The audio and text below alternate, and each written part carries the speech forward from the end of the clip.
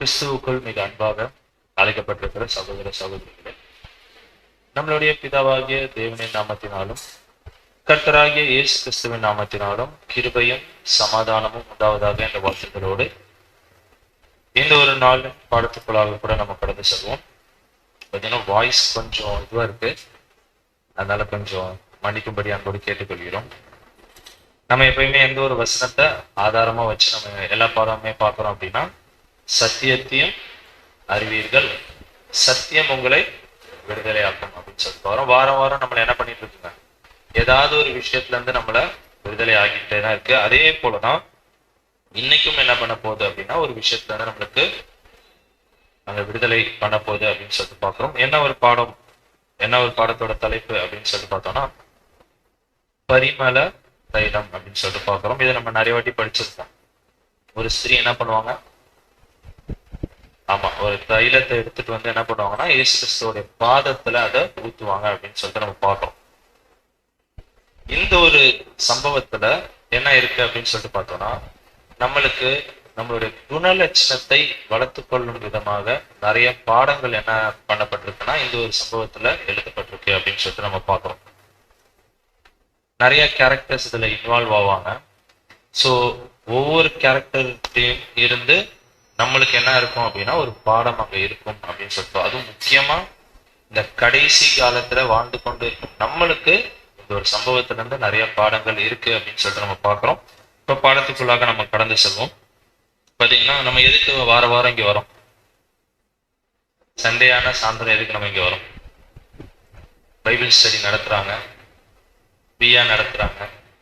அதனால என்ன பண்ணலாம், இங்க போலான்னா இல்ல வேற ஏதாவது நம்மளுக்கு ஒரு நோக்கம் இருக்குங்களா?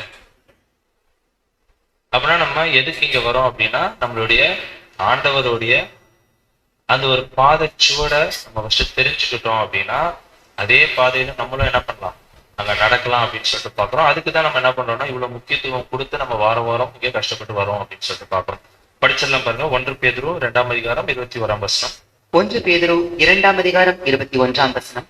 இதற்காக நீங்கள் அழைக்கப்பட்டும் இருக்கிறீர்கள், ஏனெனில் கிறிஸ்துவும் உங்களுக்காக பாடுபட்டு நீங்கள் தம்முடைய அடிச்சுவடுகளை தொடர்ந்து வரும்படி உங்களுக்கு மாதிரியை பின்வைத்து போனார்.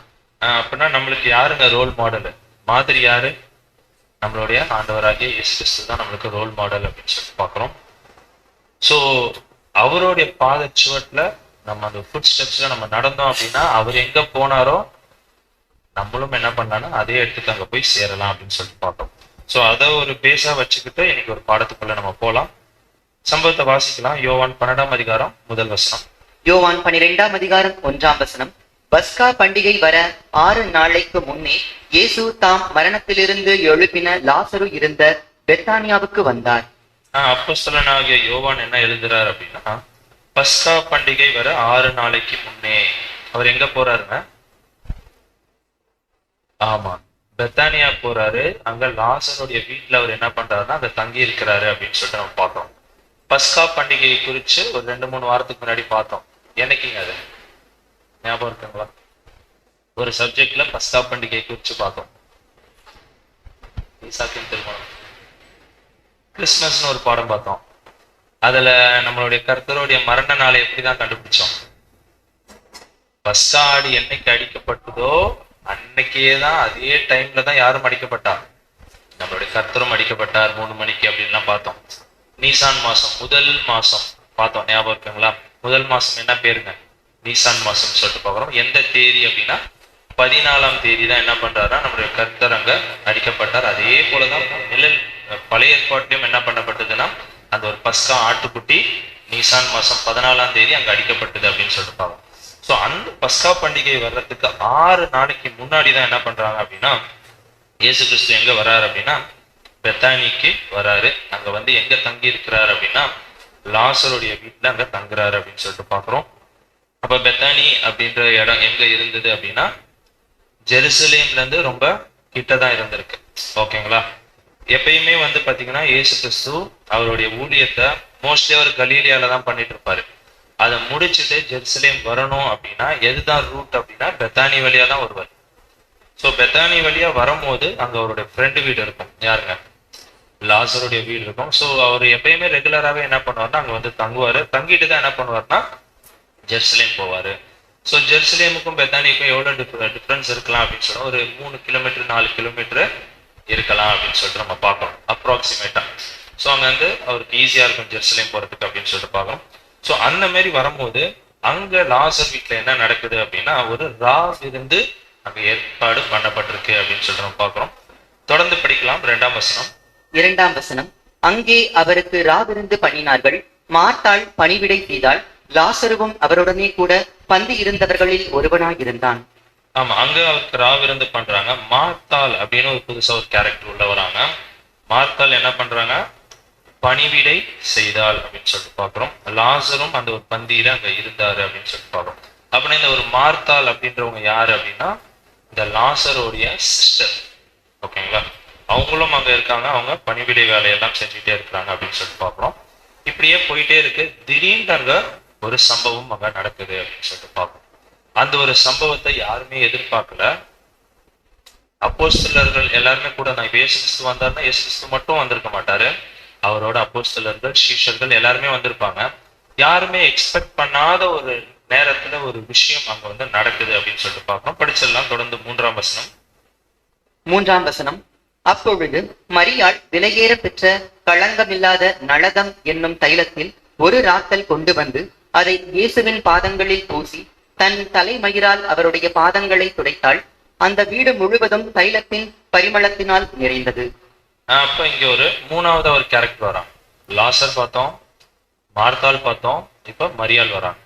மரியாள் என்ன பண்றாங்கன்னா ஒரு விலையேற பெற்ற களங்கமில்லாத நலதம் என்னும் ஒரு தைலத்தை எடுத்துட்டு வந்து என்ன பண்றாங்கன்னா அதுவும் ஒரு ராத்தல் அளவுக்கு எடுத்துட்டு வந்து என்ன பண்றாங்கன்னா இயேசு கிறிஸ்துவோடைய பாதத்துல என்ன பண்றாங்கன்னா அது அங்க பூசுறாங்க அப்படின்னு சொல்லிட்டு பாக்குறோம். பூசுனதுனால என்ன ஆயிடுச்சு அப்படின்னு சொல்லிட்டு பார்த்தோம்னா அந்த வீடு முழுவதும் என்ன ஆயிடுச்சுங்க? தைலத்தின் பரிமளத்தினால் நிறைந்தது அப்படின்னு சொல்லிட்டு அது மட்டும் இல்லாம அவங்களோட தலைமயிரினால் என்ன பண்றாங்க அப்படின்னு சொல்லிட்டு பார்த்தோம்னா அதை துடைக்கிறாங்க. ஆண்டவருடைய பாதத்தை அங்க துடைக்கிறாங்க அப்படின்னு சொல்லிட்டு. அப்ப 3ஆவதா என்ன ஆயிடுச்சுன்னா அங்க ஒரு கேரக்டர் வந்துட்டாங்க. சரி, இவங்க யாரு அப்படின்னு சொல்லிட்டு பார்த்தா இவங்களும் யாரு தான் அப்படின்னா லாசருடைய சகோதரி, சிஸ்டர் தான் அப்படின்னு சொல்லிட்டு நம்ம பார்க்கறோம். ஏன்னா நிறைய மரியாள்கள் பைபிள்ல இருப்பாங்க. நம்ம அதனால கன்ஃபியூஸ் பண்ணிக்க வேணும். இவங்களை எப்படி கூப்பிடுவாங்க அப்படின்னா மேரி ஆஃப் பெத்தானி அப்படின்னு சொல்லுவாங்க. பெத்தானியில வாழ்ந்துட்டு இருந்த மரியாள் அப்படின்னு சொல்லுவாங்க. இல்லைன்னா லாசருடைய சிஸ்டர் அப்படின்னு சொல்லிட்டு இவங்களை சொல்லுவாங்க. ஸோ இதெல்லாம் நடந்துகிட்டே இருக்கு. இவங்க நடந்துட்டு இருக்கும் போது அங்க ஒருத்தர் இருந்தார். இவர் தான் யார் அப்படின்னு சொல்லிட்டு பார்த்தோன்னா பணப்பையை வைத்துக் கொண்டு இருந்த யூதாஸ் காரியத்தும் எங்கதான் இருந்தார் அப்படின்னா அந்த ஒரு வீட்டுல தான் அங்க இருந்திருக்கார் அப்படின்னு சொல்லிட்டு பாக்குறோம். சோ அடுத்தது படிக்கலாம் 4ஆம் வசனம் மற்றும் 5ஆம் வசனம். வசனங்கள் 4 மற்றும் 5.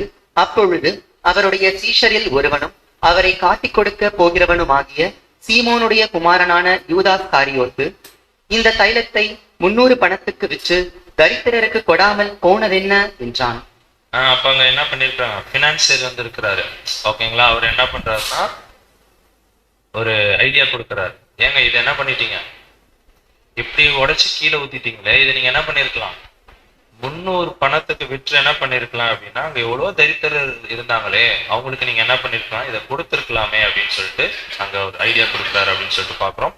தொடர்ந்து படிக்கலாம் 7ஆம் வசனம் மற்றும் 8ஆம் வசனம். வசனங்கள் 7 மற்றும் 8. அப்பொழுது இயேசு, இவளை விட்டுவிடு, என்னை அடக்கம் பண்ணும் நாளுக்காக இதை வைத்திருந்தாள். தரித்திரர் எப்பொழுதும் உங்களிடத்தில் இருக்கிறார்கள், நான் எப்பொழுதும் உங்களிடத்தில் இரேன் என்றார். அப்படின்னா அங்க யூதாஸ் காரியோத்தை சொன்ன உடனே இயேசு கிறிஸ்து என்ன சொல்றாருங்க? அவளை விட்டுவிடு, அவரை நீங்க என்ன தொந்தரவு பண்ணாதீங்க அப்படின்னு சொல்லிட்டு இயேசு கிறிஸ்து என்ன பண்றாருன்னா சொல்றாரு. சொல்லிட்டு என்னை அடக்கம் பண்ணும் நாளுக்காக இதை என்ன பண்ணிருக்கா அவங்க வைத்திருந்தாங்க அப்படின்னு சொல்லி. அப்படின்னா அடக்கம் பண்ணும்போது நார்மலாவே என்ன பண்ணுவாங்க? பாடியை வந்து அங்க புதைக்கிறதுக்கு முன்னாடி இந்த மாதிரி சென்ட் எல்லாம் பூசுவாங்க. பூசிட்டு தான் என்ன பண்ணுவாங்கன்னா நார்மலாவே என்ன பண்ணுவாங்கன்னா அந்த ஒரு ப்ராக்டிஸ் இருந்தது. கரெக்டா ஒரு வாரத்துல என்ன நடக்க போகுதுங்க? ஆமா, ஆண்டவருடைய மரணம் அங்க வரப்போகுது. அதனால என்ன பண்ணிட்டாங்க இந்த அம்மா ஒரு வாரத்துக்கு முன்னாடியே என்ன பண்ணிட்டாங்கன்னா இந்த ஒரு விஷயத்த அங்க செஞ்சாங்க அப்படின்றத அவர் சொல்றாரு. சொல்லிட்டு தான் தரித்திரர் எப்பவுமே என்ன பண்றாங்க? உங்க இடத்துல இருக்கிறாங்க. ஆனா நான் என்ன பண்ண மாட்டேன், இன்னும் ரொம்ப நாளைக்கு உங்களோட இருக்க மாட்டேன். சோ அதனால இந்த அம்மா செஞ்சது கரெக்ட் தான், அவளை விட்டு விடு அப்படின்னு சொல்லிட்டு அங்க என்ன பண்றாங்கன்னா ஆண்டவர் பேசுறாரு அப்படின்னு சொல்லிட்டு நம்ம பார்ப்போம். இவ்வளவுதான் நடந்த விஷயம். ஓகேங்களா? ஒரு சின்ன ஒரு இன்சிடென்ட் தான் நடந்தது. இது யார் எழுதுனது அப்படின்னா யோவான் எழுதுனது. அப்ப இயேசு கிறிஸ்து வராரு, ஊழியத்தை முடிச்சுட்டு ஜெருசலேம் போற வழியில பெத்தானியாக்கு வராரு. பெத்தானியால தங்குறாரு. யாரோட வீட்டுல அப்படின்னா லாசரோடைய வீட்டுல தங்குறாரு. அங்க ரெண்டு பேர் இருக்காங்க, ரெண்டு சகோதரிகள் இருக்காங்க. ஒருத்தவங்க பேர் மரியாள், இன்னொருத்தவங்க மார்த்தாள் அப்படின்னு சொல்லிட்டு பாக்குறோம். மார்த்தாள் வந்து பணிவிடை வேலையெல்லாம் செஞ்சுட்டு இருந்தாங்க. மரியாள் என்ன பண்ணிட்டு இருந்தாங்க அப்படின்னா இந்த ஒரு விஷயத்த, அந்த ஒரு தைலத்தை எடுத்து உடைச்சு என்ன பண்ணாங்க, ஆண்டவருடைய பாதத்துல அங்க ஊத்துறாங்க அப்படின்னு சொல்லிட்டு பாக்குறோம். உடனே யூதாஸ் அங்க வந்து என்ன சொல்றாரு அப்படின்னா, அவளே என்ன பண்றாருன்னா, இதை நீங்க என்ன பண்றீங்க, வேஸ்ட் பண்றீங்க, இதை நீங்க என்ன பண்ணிருக்கலாம், 300 பணத்துக்கு விற்று தரித்திரத்துக்கு கொடுத்திருக்கலாமே அப்படின்னு சொல்லும் போது உடனே ஆண்டவர் சொல்றாரு, அவளை விட்டு விடு, இவங்க பண்ணது சரியான ஒரு விஷயம்தான் அப்படின்னு சொல்லிட்டு அங்க என்ன பண்றாருன்னா அங்க ஆண்டவர் சொல்றாரு அப்படின்னு சொல்றப்பா. இதே ஒரு விஷயத்த மார்க்கும் எழுதுறாரு. ஓகேங்களா, மார்க் சுவிசேஷத்திலும் இந்த ஒரு விஷயம் ரெக்கார்ட் ஆயிருக்கு. எப்படி ரெக்கார்ட் ஆயிருக்குன்னு படிக்கலாம் பாருங்க. மார்க் 14ஆம் அதிகாரம் 3ஆம் வசனம் மற்றும் 4ஆம் வசனம். மார்க் 14ஆம் அதிகாரம் வசனங்கள் 3 மற்றும் 4. அவர் பெத்தானியாவில் குஷ்டரோகியாய் இருந்த சீமோன் வீட்டிலே போஜன பந்தி இருக்கையில் ஒரு ஸ்திரீ விலையேற பெற்ற நளதம் என்னும் உத்தம தைலம் உள்ள வெள்ளைக்கல் பரணியை கொண்டு வந்து அதை உடைத்து அந்த தைலத்தை அவர் சிரசின் மேல் ஊற்றினாள். அப்பொழுது சிலர் தங்களுக்குள்ளே விசனமடைந்து, இந்த தைலத்தை இப்படி வீணாய் செலவழிப்பானேன்.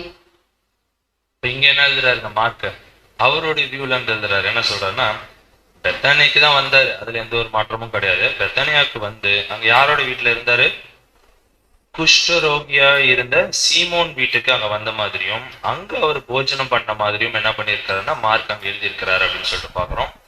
அங்க வந்து ஒரு ஸ்திரீ என்ன பண்றாங்க, அங்க பேர் கொடுத்திருந்தாங்க, இங்க வந்து பேர் கொடுக்கல. ஓகேங்களா, ஒரு ஸ்திரீ என்ன பண்றாங்கன்னா ஒரு விலை மதிப்பற்ற ஒரு நலதம் என்னும் ஒரு உத்தம தைலத்தை அவங்க எடுத்துட்டு வந்து என்ன பண்றாங்க அப்படின்னு சொல்லிட்டு பார்த்தோம்னா அங்க உடைச்சு ஊத்துறாங்க.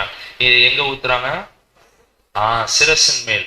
யோவான் எழுதும் போது பாதத்துலன்னு எழுதினாரு, இங்க எழுதும் போது என்ன எழுதுறாரு அப்படின்னு சொல்லிட்டு பார்க்கணும்னா ஆண்டவருடைய சிரஸ்ல தலையில அங்க ஊத்துன மாதிரி அங்க சொல்லியிருக்காரு. அப்பொழுது சிலர் தங்களுக்குள்ளே விசனம் அடைந்தார்கள். யோவான் என்ன எழுதினாருங்க, யூதாஸ் டைரக்டா எழுதியிருந்தாரு.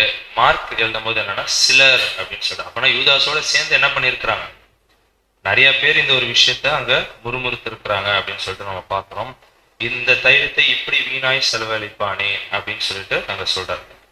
ஆக்சுவலா பாத்தீங்கன்னா மார்க் அந்த இடத்துல ஆண்டவரோட இருந்தாரா அப்படின்னா நமக்கு கரெக்டா தெரியல. ஆனா யோவான் என்ன பண்ணிருக்காருங்க, எப்பயுமே ஆண்டவரோடைய கூடவே இருந்தார். அதுவும் அந்த 3 பேரை எப்பயுமே ஆண்டவர் என்ன பண்ணுவாருங்க, யோவான், யாக்கோபு, பேதுரு என்ன பண்ணுவாங்க, எப்பயுமே கூட்டிட்டு போவார். சோ யோவான் கண்டிப்பா என்ன பண்ணிருக்கணும்னா இந்த ஒரு சம்பவத்தை அங்க இருந்திருக்கணும் அப்படின்னு சொல்லிட்டு பாக்குறோம். ஆனா மார்க் வந்து பாத்தீங்கன்னா இருந்தாரா தெரியல, இல்ல யாரா சொல்றதை கேட்டு அவர் எழுதுறாரா தெரியல. ஓகேங்களா, சோ இதை தொடர்ந்து படிக்கலாம் பாருங்க. 5வது வசனம் படிக்கலாம். 5ஆம் வசனம். இதை 300 பணத்துக்கு அதிகமான கிரயத்துக்கு விற்று தரித்திரருக்கு கொடுக்கலாமே என்று சொல்லி அவளை குறித்து முறுமுறுத்தார்கள். அப்ப இங்க அந்த சிலர் என்ன பண்றாங்க அப்படின்னா, இதை நீங்க என்ன பண்ண 300 காசுக்கு வித்து என்ன பண்ணிருக்கலாம், இதை நீங்க நிறைய விஷயம், நல்ல கிரியைகள் நிறைய விஷயத்த நீங்க அங்க செஞ்சிருக்கலாமே அப்படின்னு சொல்லிட்டு நிறைய பேர் என்ன பண்றாங்க, அங்க முறுமுறுக்கிறாங்க அப்படின்னு சொல்லிட்டு பாக்குறோம். தொடர்ந்து படிக்கலாம். அதுக்கு ஆண்டவர் என்ன சொன்னார் அப்படின்னா 6ஆம் வசனம். 6ஆம் வசனம்.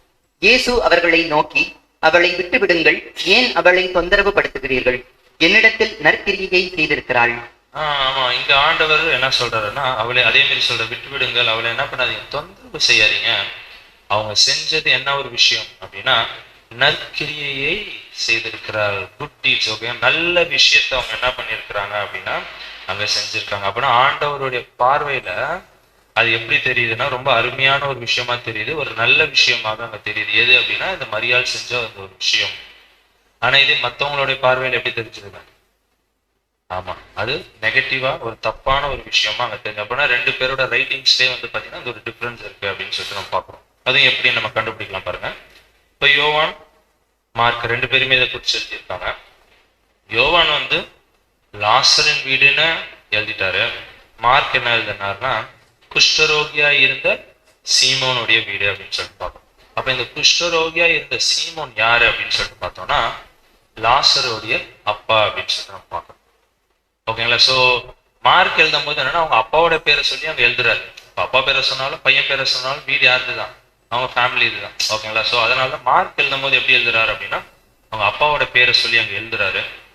ஆனால் யோவான் எழுதும் போது என்னன்னா லாசரு அப்படின்னு சொல்லிட்டு எழுதுறாரு. அதே மாதிரி யோவான் என்ன ரெக்கார்ட் பண்றாரு, மரியாள் அப்படின்னு சொல்லிட்டு டைரக்டா பேரு என்ன பண்றாரு அங்க ரெக்கார்ட் பண்றாரு. ஆனா மார்க் எழுதும் போது வெறும் ஸ்திரீ அப்படின்னு தான் சொல்லிட்டு எழுதுறாரு. ஸோ ஒருத்தருடைய ஸ்டைல் அது. ஓகேங்களா? மோஸ்ட்லி நிறைய இடத்துல மார்க் அவருடைய சுவிசேஷத்தெல்லாம் எடுத்து பார்த்தோம்னா சம்பவத்துக்கு முக்கியத்துவம் கொடுப்பாரு, பேர்களுக்கு அவ்வளவா என்ன பண்ண மாட்டாருன்னா முக்கியத்துவம் கொடுக்க மாட்டார் அப்படின்னு சொல்லிட்டு. அதனாலதான் இந்த இடத்துலயும் இன்னும் நிறைய இடத்த பார்ப்போம். பாத்தீங்கன்னா சம்பவத்துக்கு முக்கியத்துவம் கொடுத்துருப்பார், பேர்களை கரெக்டா அங்க எழுதியிருக்க மாட்டார் அப்படின்னு சொல்லிட்டு நம்ம பார்க்கணும். அதே மாதிரிதான் இந்த ஒரு இடத்துலயும் அங்க எழுதுறாரு. பாத்தீங்கன்னா ஒவ்வொருத்தருடைய ரைட்டிங் ஸ்டைல். மேத்யூ வந்து பாத்தீங்கன்னா அவருடைய சுவிசேஷம் எடுத்து படிச்சோம்னா பழைய ஏற்பாட்டுல இருக்க நிறைய தீர்க்க தரிசனத்தெல்லாம் கோட் பண்ணி எழுதுவார். ஏசையால இப்படி இருந்தது, அது இங்க நிறைவேறுச்சு. எரேமியால இப்படி எழுதப்பட்டிருந்தது, அது இங்க அந்த ஸ்டைல்ல மத்தவங்க எழுத மாட்டாங்க. ஸோ ஒவ்வொரு ஆத்தருக்கும் என்ன இருக்கு அப்படின்னு சொல்லிட்டு பார்த்தோம்னா ஒரு ஸ்டைல் இருக்கு அப்படின்னு சொல்லிட்டு. ஸோ அதனாலதான் இந்த இடத்துல அந்த ஒரு வித்தியாசம் அங்கே தெரியுது அப்படின்னு சொல்லிட்டு பாக்குறோம். அதே மாதிரி யோவான் வந்து பாத்தீங்கன்னா டைரக்டா யூதாஸ் அப்படின்னு சொல்லிட்டாரு. மார்க் வந்து அங்க என்ன சொல்றாரு அப்படின்னா சிலர் அப்படின்னு சொல்லிட்டு அங்க சொல்றாரு. அப்புறம் இந்த இடத்துலயும் பேரை வந்து அவர் மென்ஷன் பண்ணாம அந்த ஒரு சம்பவத்துக்கு தான் அங்க என்ன பண்ணிட்டு இருக்கிறாருன்னா அங்க ஒரு இம்பார்ட்டன்ஸ் கொடுக்குறாரு அப்படின்னு சொல்லிட்டு நம்ம பார்ப்போம். ரெண்டுமே அப்ப ஒரே சம்பவம் தான். இயேசு கிறிஸ்து வந்தாரு, எங்க வந்தாரு அப்படின்னா சீமோனுடைய வீடு, அதுதான் லாசருடைய வீடு. அங்க வந்திருக்கிறார். அங்க ஒரு ஸ்திரீ மரியாள் என்ன பண்ணிருக்கிறாங்கன்னா ஒரு களங்கம் இல்லாத ஒரு நலனம் என்ற ஒரு தைலத்தை எடுத்து என்ன பண்ணிருக்கிறாங்கன்னா உடைச்சு ஒரு இடத்துல பாதத்துல ஊத்துன மாதிரி இருக்கு, ஒரு இடத்துல ஆண்டவருடைய சிரஸ்ல தலையில ஊத்துன மாதிரி அங்க இருக்கிற அதையும் நம்ம பார்க்கலாம் பின்னாடி. ஆனா ஊத்துனதுதான் ஊத்தி இருக்கிறாங்க அந்த அம்மா. ஓகேங்களா? ஊத்தி இருக்கிறாங்க. அதுக்கு சுத்தி இருந்தவங்க முக்கியமா யூதாஸ் என்ன பண்ணிருக்கிறாருன்னா அப்பன் பண்ணிருக்கிறாரு. அதுக்கு ஆண்டவர் சப்போர்ட் பண்ற மாதிரி என்ன பண்ணிருக்காங்கன்னா அவளை விட்டு விடு அப்படின்னு சொல்லிட்டு அங்க சொல்லி. இதுதான் நடந்த ஒரு விஷயம். இந்த ஒரு சம்பவத்துல இருந்து நம்மளுக்கு என்ன ஒரு பாடம் இருக்கு அப்படின்றத நம்ம என்ன பண்ண போறோம்னா இன்னைக்கு பார்க்க போறோம்.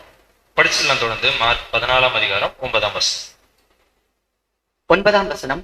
இந்த சுவிசேஷம் உலகத்தில் எங்கெங்கே பிரசங்கிக்கப்படுமோ அங்கங்கே இவளை நினைப்பதற்காக இவள் செய்ததும் சொல்லப்படும் என்று மெய்யாகவே உங்களுக்கு சொல்லுகிறேன் என்றார். அப்படின்னா இதை எப்படி ரெக்கார்ட் பண்றாருங்க? திருப்பி ஆண்டவராக இயேசு கிறிஸ்து அவங்க பேசுறாரு. என்ன சொல்றாரு அப்படின்னா இந்த சுவிசேஷம், இவ்வளவு நேரம் பார்த்த சுவிசேஷம் ஒரு சம்பவத்தை தான் பார்த்தோம். ஆனா அந்த சம்பவத்தை அங்க ஆண்டவர் என்னன்னு சொல்றாருன்னா இந்த சுவிசேஷம் உலகத்தில் எங்கெங்கே பிரசங்கிக்கப்படுமோ அங்கங்கே இவளை நினைப்பதற்காக இவள் செய்ததும் சொல்லப்படும் என்று மெய்யாகவே உங்களுக்கு சொல்லுகிறேன் அப்படின்னு சொல்ல. அப்பனா அந்த ஒரு விஷயத்துக்கு கொஞ்சம் இம்பார்ட்டன்ஸ் கொடுக்குறாரு இயேசு கிறிஸ்து. என்ன அப்படின்னா சுவிசேஷம்னா என்ன சொல்லுவாங்க இங்கிலீஷ்ல? காஸ்பல், இல்லைன்னா நற்செய்தி அப்படின்னு சொல்லுவாங்க. அப்பனா இந்த அம்மா மரியாள் செஞ்சது என்னவா? ஒரு நல்ல விஷயம், ஒரு நல்ல செய்தியை அந்த அம்மா என்ன பண்ணிருக்கிறாங்க அப்படின்னு சொல்லிட்டு பார்த்தோம்னா அங்க செஞ்சிருக்காங்க. ஏன்னா இந்த மாதிரி ஒரு விஷயத்த நார்மலா யாராலையும் பண்ண முடியாது. நம்ம லிட்டரலா நார்மலா படிச்சுட்டு போகும்போது அதோட இம்பார்ட்டன்ஸ் தெரியாது. ஆனா அந்த அம்மா என்ன பண்ணிருக்குன்னா நார்மலா நம்ம எல்லாம் பண்ற மாதிரி ஒரு விஷயத்த அந்த அம்மா பண்ணல. அதையும் தாண்டி என்ன பண்ணிருக்குன்னா ஒரு நல்ல கிரியைய அந்த அம்மா அங்க என்ன பண்ணிருக்குன்னா அங்க பண்ணிருக்கு. ஏன்னா அது ஒரு விலையை கூட நம்ம பார்த்தோம். யூதாஸ் என்ன பண்ணாருங்க, கண்ணிலேயே கணக்கு போட்டு எவ்வளவுன்னு சொன்னாரு, 300 பணம். ஏன்னா பினான்சியர் கரெக்டா கண்டுபிடிச்சு சொல்லிட்டாரு 300 பணம் அப்படின்னு சொல்லிட்டு அந்த இடத்துல அங்க சொன்னாரு அப்படின்னு சொல்லிட்டு பார்க்கணும். 300 பணம் அப்படின்னு சொல்லும் போது எவ்வளவு இருந்திருக்கலாம் அப்படின்னு சொல்லிட்டு பார்த்தோம்னா யூதர்களுடைய ஒரு வருஷத்தோடைய சம்பளமா இருக்கலாம் அப்படின்னு சொல்லிட்டு பார்க்கிறோம். ஏன்னா அவங்களுக்கு அந்த காலத்துல எவ்வளவு இருந்ததுன்னா 30 வெள்ளி காசு ஒரு மாசத்துக்கு சம்பளமா இருந்தது அப்படின்னு சொல்லிட்டு பார்க்கிறோம். ஸோ 10 மாசமோ இல்லை ஒரு வருஷத்தோடைய சேலரிய தான் இந்த அம்மா என்ன பண்ணிருக்குங்க எடுத்து அங்க உடைச்சு ஊத்திருக்கு அப்படின்னு சொல்லிட்டு நம்ம பார்க்கணும். அப்படின்னா இந்த இடத்துல நம்ம காசுக்கு முக்கியத்துவம் கொடுக்குறோமா இல்ல காசை குறிச்சு பேசுறோமா அப்படின்னா கண்டிப்பா கிடையாது. ஆனா அந்த அம்மா பண்ணாங்களே ஒரு தியாகம், அந்த ஒரு மைண்ட் வேணும்ல, இந்த மாதிரி செய்யணும் அப்படின்னு சொல்லிட்டு ஒரு மைண்ட் வேணும்ல, அந்த ஒரு தியாகம், அந்த ஒரு ஹார்ட் வேணும்ல, அதை குறிச்சுதான் என்ன பண்ண போறோம்னா இன்னைக்கு நம்ம பார்க்க போறோம் அப்படின்னு சொல்றோம். ஏன்னா அதை குறிச்சுதான் ஆண்டவர் சொன்னாரு, இந்த அம்மாவுடைய தியாகம் எங்கெங்கெல்லாம் பிரசங்கிக்கப்படுமோ அங்கங்கெல்லாம் என்ன பண்ணணுங்க, இந்த அம்மாவை குறிச்சு அங்க பேசணும் அப்படின்னு சொல்லிட்டு என்ன பண்ணியிருக்காருன்னா ஆண்டவரே அங்க ரெக்கார்ட் பண்ணியிருக்கிறாரு அப்படின்னு சொல்றோம். அப்பனா இந்த அம்மா அப்படி என்ன ஒரு மிகப்பெரிய ஒரு தியாகத்தை அவங்க பண்ணிட்டாங்க அப்படின்னு சொல்லிட்டு நம்ம பார்க்கலாம். இது வரைக்கும் நம்ம ஒரு 4 முக்கியமான ஒரு கேரக்டர்ஸ் என்ன பண்ணியிருக்கிறோம்னா இங்க பார்த்திருக்கோம். மரியாள், மார்த்தாள், யாரோட வீட்டுல நடந்தது அப்படின்னா லாசரு, அதுக்கப்புறம் வந்து பாத்தீங்கன்னா யூதாஸ் அவரும் அங்க இருந்தார் அப்படின்னு சொல்லி பார்க்கணும். இப்ப நம்ம என்ன பண்ணோம், இதை நம்ம ஆல்ரெடி பார்த்தோம்னா நார்மலாவே இயேசு கிறிஸ்து என்ன பண்ணுவார்னா ஜெருசலேம் போகும்போதெல்லாம் என்ன பண்ணுவாருங்க, லாசரோட வீட்டை தங்கிட்டு இருந்துட்டு தான் அவர் போவார். அதாவது பாத்தீங்கன்னா ஜெருசலேம் முந்தின ஸ்டேஷன் எது அப்படின்னா பெத்தானி அப்படின்னு சொல்லிட்டு பார்ப்போம். அப்படி ஒரு நாள் அவர் போகும்போது ஒரு விஷயம் நடந்தது. என்னன்றதை படிக்கலாம் பாருங்க. லூக்கா 10ஆம் அதிகாரம் 38 மற்றும் 39. லூக்கா 10ஆம் அதிகாரம் வசனங்கள் 38 மற்றும் 39. பின்பு அவர்கள் பிரயாணமாய் போகையில் அவர் ஒரு கிராமத்தில் பிரவேசித்தார். அங்கே மார்த்தாள் என்னும் பேர் கொண்ட ஒரு ஸ்திரீ அவரை தன் வீட்டிலே ஏற்றுக்கொண்டாள். அவளுக்கு மரியாள் என்னப்பட்ட ஒரு சகோதரி இருந்தாள். அவள் இயேசுவின் பாதத்தருகே உட்கார்ந்து அவருடைய வசனத்தை கேட்டுக் கொண்டிருந்தாள். அப்படின்னா இயேசு கிறிஸ்து அங்க போயிட்டு இருக்கிறாரு. அங்க யார் இன்வைட் பண்றா? மார்த்தாள் வந்து என்ன பண்றாங்க, இன்வைட் பண்றாங்க, வாங்க எங்க வீட்டுக்கு வாங்க அப்படின்னு சொல்லிட்டு. இவரும் வீட்டுக்கு போறாரு. அங்க போயிட்டு என்ன நடக்குது அப்படின்னு சொல்லிட்டு பார்த்தோம்னா, மரியாள் அப்படின்னு ஒரு சகோதரி இருந்தாங்க. யாருக்குன்னா மார்த்தாளுக்கு. மரியாள் என்ன பண்றாங்க அப்படின்னு சொல்லிட்டு பார்த்தோம்னா, இயேசுவின் பாதத்துல உட்கார்ந்து என்ன பண்ணிட்டு இருக்கிறாங்க, அவருடைய வசனத்தை, அவருடைய வார்த்தைகளை என்ன பண்ணிட்டு இருக்கிறாங்க அப்படின்னு சொல்லிட்டு பார்த்தோம்னா அங்க கேட்டுட்டு இருக்கிறாங்க அப்படின்னு சொல்லுவாங்க. இதை நம்ம பிராக்டிக்கலா யோசிச்சு பார்க்கலாம். நம்மளுடைய வீட்டுக்கு ஆண்டவர் வராருன்னு வச்சுக்கோம், கண்டிப்பா வரமாட்டாரு, வாய்ப்பே கிடையாது. ஒரு எக்ஸாம்பிளுக்கு சொல்றோம், ஓகேங்களா? அதை நம்ம ஆல்ரெடி பார்த்துருப்போம்னு நினைக்கிறேன், இல்லைன்னா வரப்போற கிளாஸஸ்ல பார்ப்போம், ஓகேங்களா? ஏன் ஆண்டவர் வரமாட்டார் திருப்பி மாம்சத்துல அப்படின்னு சொல்லி. ஒரு எக்ஸாம்பிளுக்கு வராருன்னு வச்சுக்கோம். வந்தா நம்ம வீட்டுல இருக்க சகோதரிகள் என்ன பண்ணுவாங்க, கிச்சனுக்கும் ஆளுக்கும் என்ன பண்ணுவாங்க, ஆமா, வெல்கம் ட்ரிங்க்ல இருந்து தொடங்கி கடைசியா டெசர்ட் வரைக்கும் என்ன பண்ணுவாங்க, பிளான் போடுவாங்க. கரெக்டுங்களா? டீ பிடிக்குமா, மோர் பிடிக்குமா, அடுத்தது பிரியாணி சாப்பிடுவாரா, ஒரு வெஜிடேரியன். நம்ம வீட்டுல யாராவது ரிலேஷன்ஸோ யாராவது பிரதர்ஸ் சிஸ்டர்ஸ் வந்தாவே என்ன பண்ணுவாங்க, அப்படி வேலை செய்வாங்க. கர்த்தர் வராரு அப்படின்னா எந்த அளவுக்கு அந்த அம்மா மரியாள் மார்த்தாள் வேலை செஞ்சிருப்பாங்க. ஸோ அதுதான் அங்க நடந்துட்டு இருக்கு. ஆனா மரியாள் என்ன பண்றாங்க, இயேசுக்கு எதுவும் கவலைப்படல. அந்த அம்மா என்ன பண்ணிட்டு இருக்கிறாங்கன்னா ஆண்டவருடைய பாதத்துல உட்காந்து அவருடைய வார்த்தைகளை மட்டும் அங்க அந்த அம்மா என்ன பண்றாங்கன்னா கேட்டு. அப்ப 2 சகோதரி இருக்காங்க, 2 பேரும் ஒரே வீட்டுல தான் இருக்காங்க. 2 பேருக்கும் 2 விதமான நோக்கம் அங்க இருக்குது அப்படின்னு சொல்லிட்டு பார்க்கலாம். படிக்கலாம் தொடர்ந்து 40ஆம் வசனம். 40ஆம் வசனம். மார்த்தாளோ பற்பல வேலைகளை செய்வதில் மிகவும் வருத்தமடைந்து அவரிடத்தில் வந்து, ஆண்டவரே, நான் தனியே வேலை செய்யும்படி என் சகோதரி என்னை விட்டு வந்திருக்கிறதை குறித்து உமக்கு கவலை இல்லையா? எனக்கு உதவி செய்யும்படி அவளுக்கு சொல்லும் என்றாள். ஆமா, இப்ப மார்த்தாள் என்ன பண்றாங்க, இயேசு கிறிஸ்துக்கே அட்வைஸ் என்னன்ட்டு, நான் தனியா எல்லா வேலையும் செஞ்சுட்டு இருக்கிறேனே, யாருக்கு தான் செஞ்சுட்டு இருக்கிறேன், உங்களுக்கு தான் செஞ்சுட்டு இருக்கிறேன், இவ்வளோ வேலை செஞ்சுட்டு இருக்கிறேன், நீங்க அதை பார்த்துட்டு இருக்கிறீங்களே, நீங்க என்ன பண்ணக்கூடாது, உங்க பாதத்திலேயே தானே இந்த அம்மா உட்காந்துருக்கேன், அவங்கள்ட்ட சொல்லக்கூடாதா, எனக்கு வந்து கொஞ்சம் ஹெல்ப் பண்ணுங்கன்னு சொல்லக்கூடாதா அப்படின்னு சொல்லிட்டு என்ன பண்றாங்க அப்படின்னு சொல்லிட்டு பார்த்தோம்னா, மார்த்தாள் வந்து அங்க கேட்கறாங்க அப்படின்னு சொல்லிட்டு நம்ம பார்க்கிறோம். தொடர்ந்து படிக்கலாம் பாருங்க. 41 மற்றும் 42ஆம் வசனம். வசனங்கள் 41 மற்றும் 42. இயேசு அவளுக்கு பிரதியுத்தரமாக, மார்த்தாளே, நீ அநேக காரியங்களை குறித்து கவலைப்பட்டு கலங்குகிறாய், தேவையானது ஒன்றே. மரியாள் தன்னை விட்டு எடுபடாத நல்ல பங்கை தெரிந்து கொண்டாள் என்றார். ஆமா, இங்க என்ன சொல்றாருன்னா, மார்த்தாளே, நீ அநேக காரியங்கள், நிறைய விஷயங்களை போட்டு நீ என்ன பண்ணிட்டு இருக்கிற, குழப்பிக்கிட்டு இருக்க. ஆனா தேவையானது ஒன்றே, ஒரு விஷயம் தான் அங்க ரொம்ப தேவை அப்படின்னு சொல்லிட்டு பார்க்கிறோம். அதை தான் மரியா என்ன பண்றாங்க, செஞ்சுட்டு இருக்கிறாங்க. அதான் மரியாள் தன்னை விட்டு எடுபடாத நல்ல பங்கை தெரிந்து கொண்டாள்.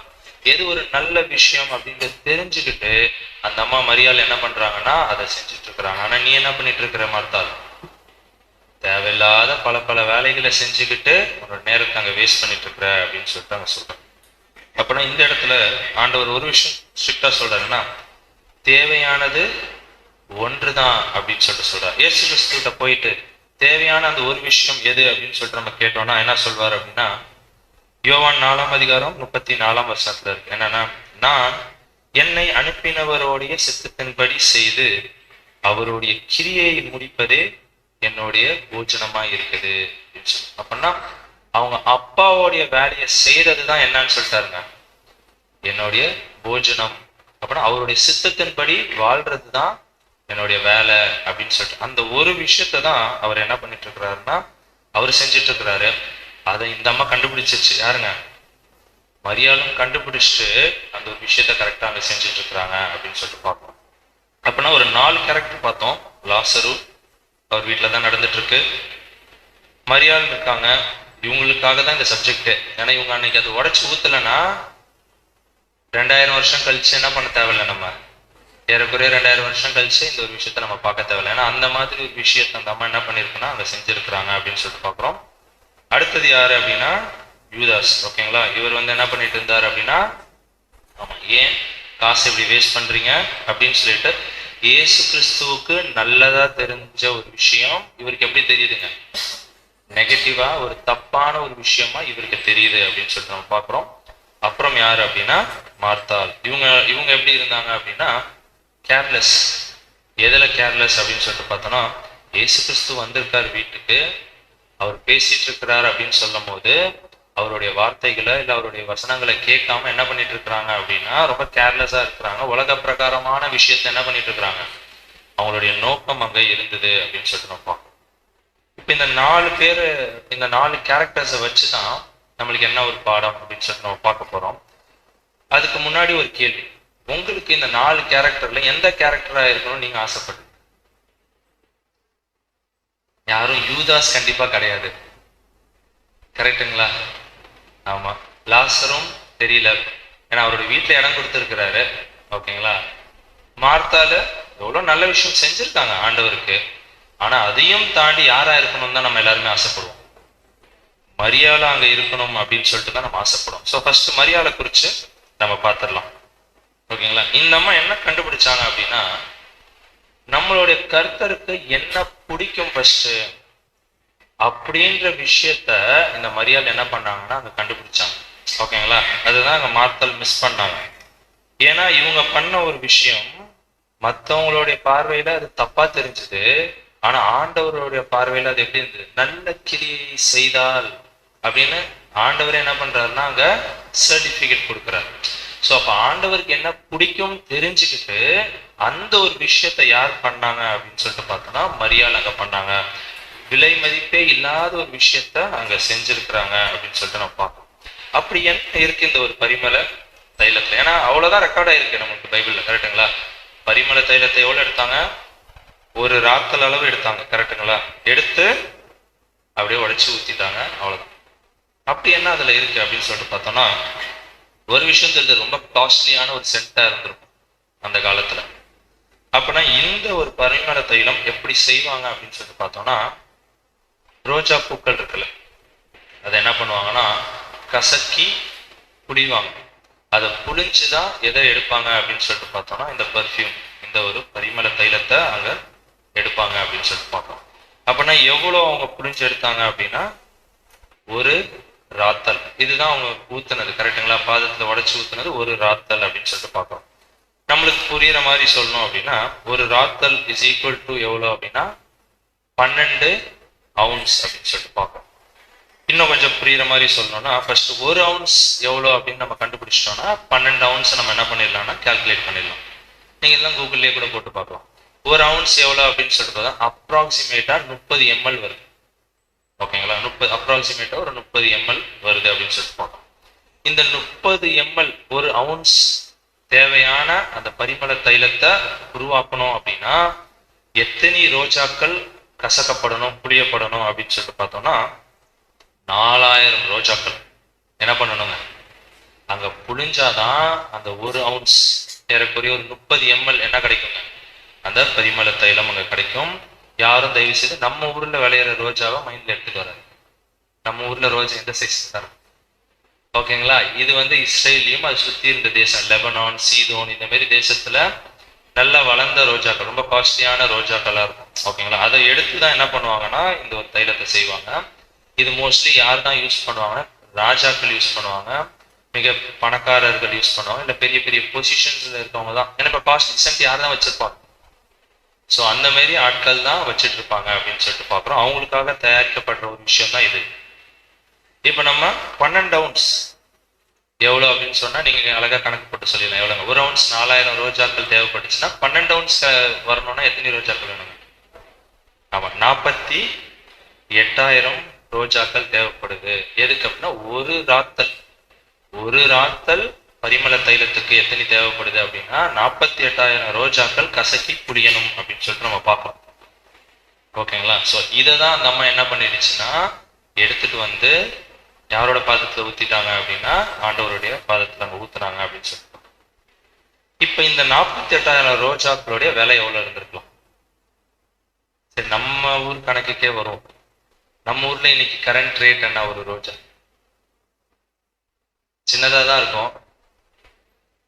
20 ரூபாயா, 15 ரூபாயா, 10 ரூபான்னு எடுத்துக்கலாமா? அதுக்கு கீழே போனா தரமாட்டாங்க கடையில. கரெக்டுங்களா? 10 ரூபான்னு எடுத்துக்கலாம். ஒரு ரோஜாவுடைய விலை 10 ரூபான்னு நம்ம எடுத்துக்கிட்டோம் அப்படின்னு சொல்லிட்டு பார்த்தோம்னா எவ்வளவு விலை வருங்க?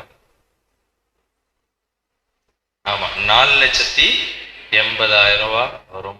ஏறக்குறைய 5 லட்சம் ரூபாய் அந்த அம்மா என்ன பண்ணிருக்கிறாங்க அப்படின்னா ஒரு ஃபியூ செகண்ட்ஸ்ல அதை உடைச்சு ஆண்டவர் பாதத்தை ஜஸ்ட் லைக் தட் அப்படின்னு சொல்லுவாங்க. அந்த மாதிரி வந்தாங்க, உடைச்சு ஊத்துனாங்க, தொடச்சாங்க, போயிட்டாங்க. ஸோ இதனாலதான் வந்து பாத்தீங்கன்னா இங்க காசு ரொம்ப முக்கியம் கிடையாது. ஓகேங்களா? அதை பண்ணணும்னு சொல்லிட்டு ஒரு மைண்ட் வேணும்ல, அந்த ஒரு தியாக சிந்தை வேணும்ல, அதுதான் வந்து ஆண்டவர் அங்க பார்த்துட்டாங்க சொல்றாரு. ஓகேங்களா? காசு வந்து ஒரு பெரிய விஷயமே கிடையாது அப்படின்னு சொல்லிட்டு பார்ப்போம். ஒரு எக்ஸாம்பிளுக்கு இது எவ்வளவா இருந்திருக்கும் அப்படின்னா அவருடைய ஒரு வருஷம் சேலரியா இருந்திருக்கலாம். இல்லை அப்படின்னு சொல்லிட்டு பார்த்தா இன்னும் அந்த அம்மாவுடைய லைஃப் டைம் சேவிங்ஸா கூட இருந்திருக்கலாம்.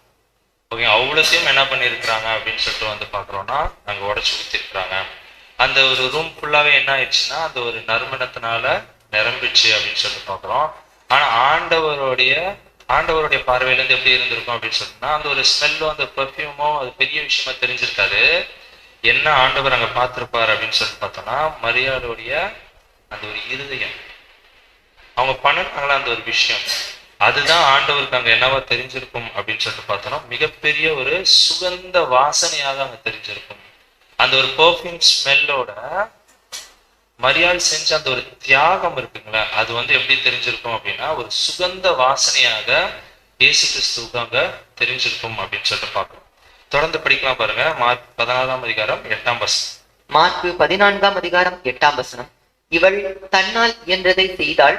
நான் அடக்கம் பண்ணப்படுவதற்கு எத்தனமாக என் சரீரத்தில் தைலம் பூச முந்திக் கொண்டாள்.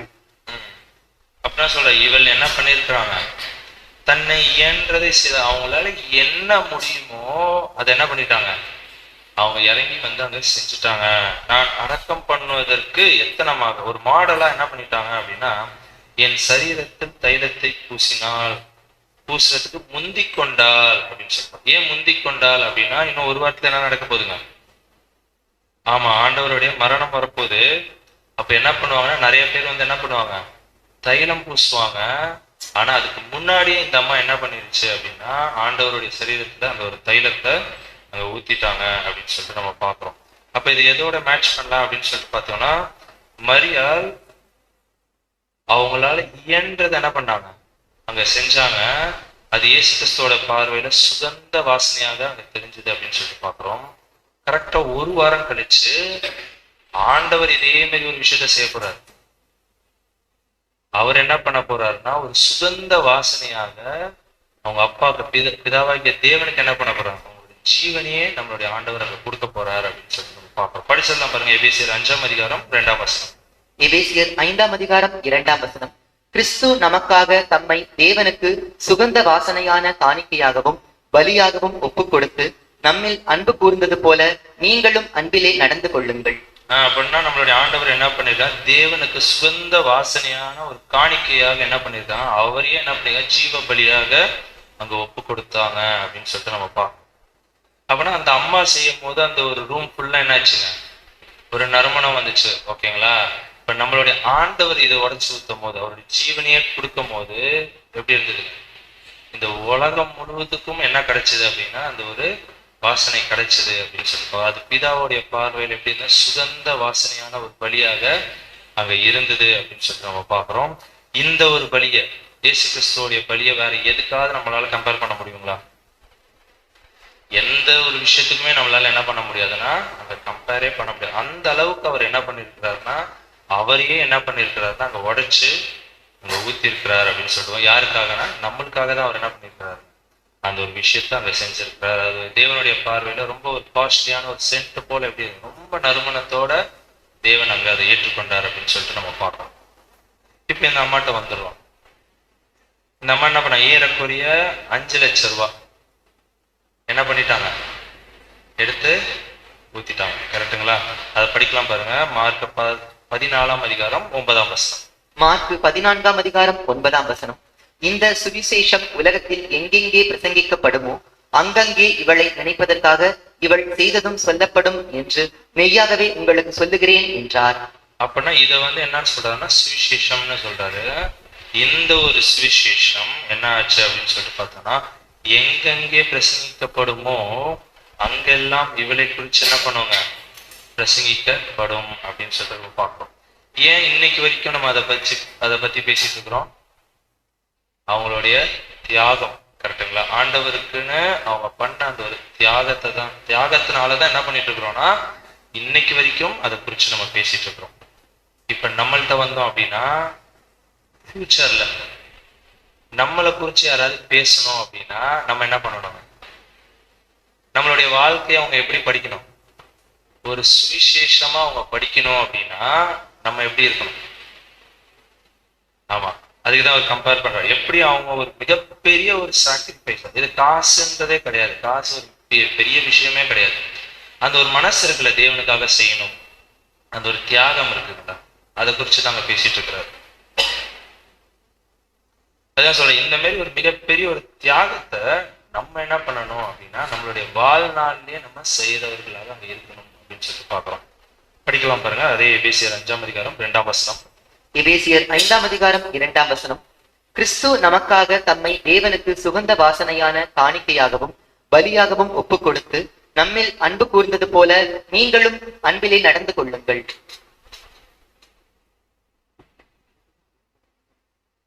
அப்படின்னா அங்க இயேசு கிறிஸ்து என்ன பண்ணிட்டாரு அப்படின்னா தேவனுக்கு ஒரு சுகந்த வாசனையாக கொடுத்துட்டா நம்மளும் அதே போல கொடுக்கணும். அப்படின்னா நம்ம என்ன பண்ணணும்னு சொல்லியிருக்காங்க, நீங்களும் அன்பிலே நடந்து கொள்ளுங்கள். அப்ப நம்ம என்ன பண்ணணும்னா அந்த ஒரு கேரக்டர் என்ன பண்ணணும்னா அங்க காட்டுறவர்களாக அங்க நம்ம இருக்கணும் அப்படின்னு சொல்லிட்டு நம்ம ஆசைப்படுறோம். மரியாதை போல இருக்கணும், மரியாதை போல ஒரு தியாகம் செய்யணும், அவங்கள குறிச்சு எப்படி பேசுறாங்களோ அதே போல நம்மளை குறிச்சும் பிற்காலத்துல பேசணும் அப்படின்னு சொல்லிட்டு நம்ம பார்த்தோம். அப்படின்னா நம்மளும் என்ன பண்ணணும் அப்படின்னு சொல்லிட்டு பார்த்தோம்னா, எப்படி மரியாதை ஒரு மிகப்பெரிய அவங்கள்ட்ட இருந்ததுலே பெஸ்ட் எதுவோ அந்த பெஸ்ட்டை எடுத்து யாருக்கு கொடுத்துட்டாங்க, ஆண்டவருக்கு அங்க கொடுத்துட்டாங்க.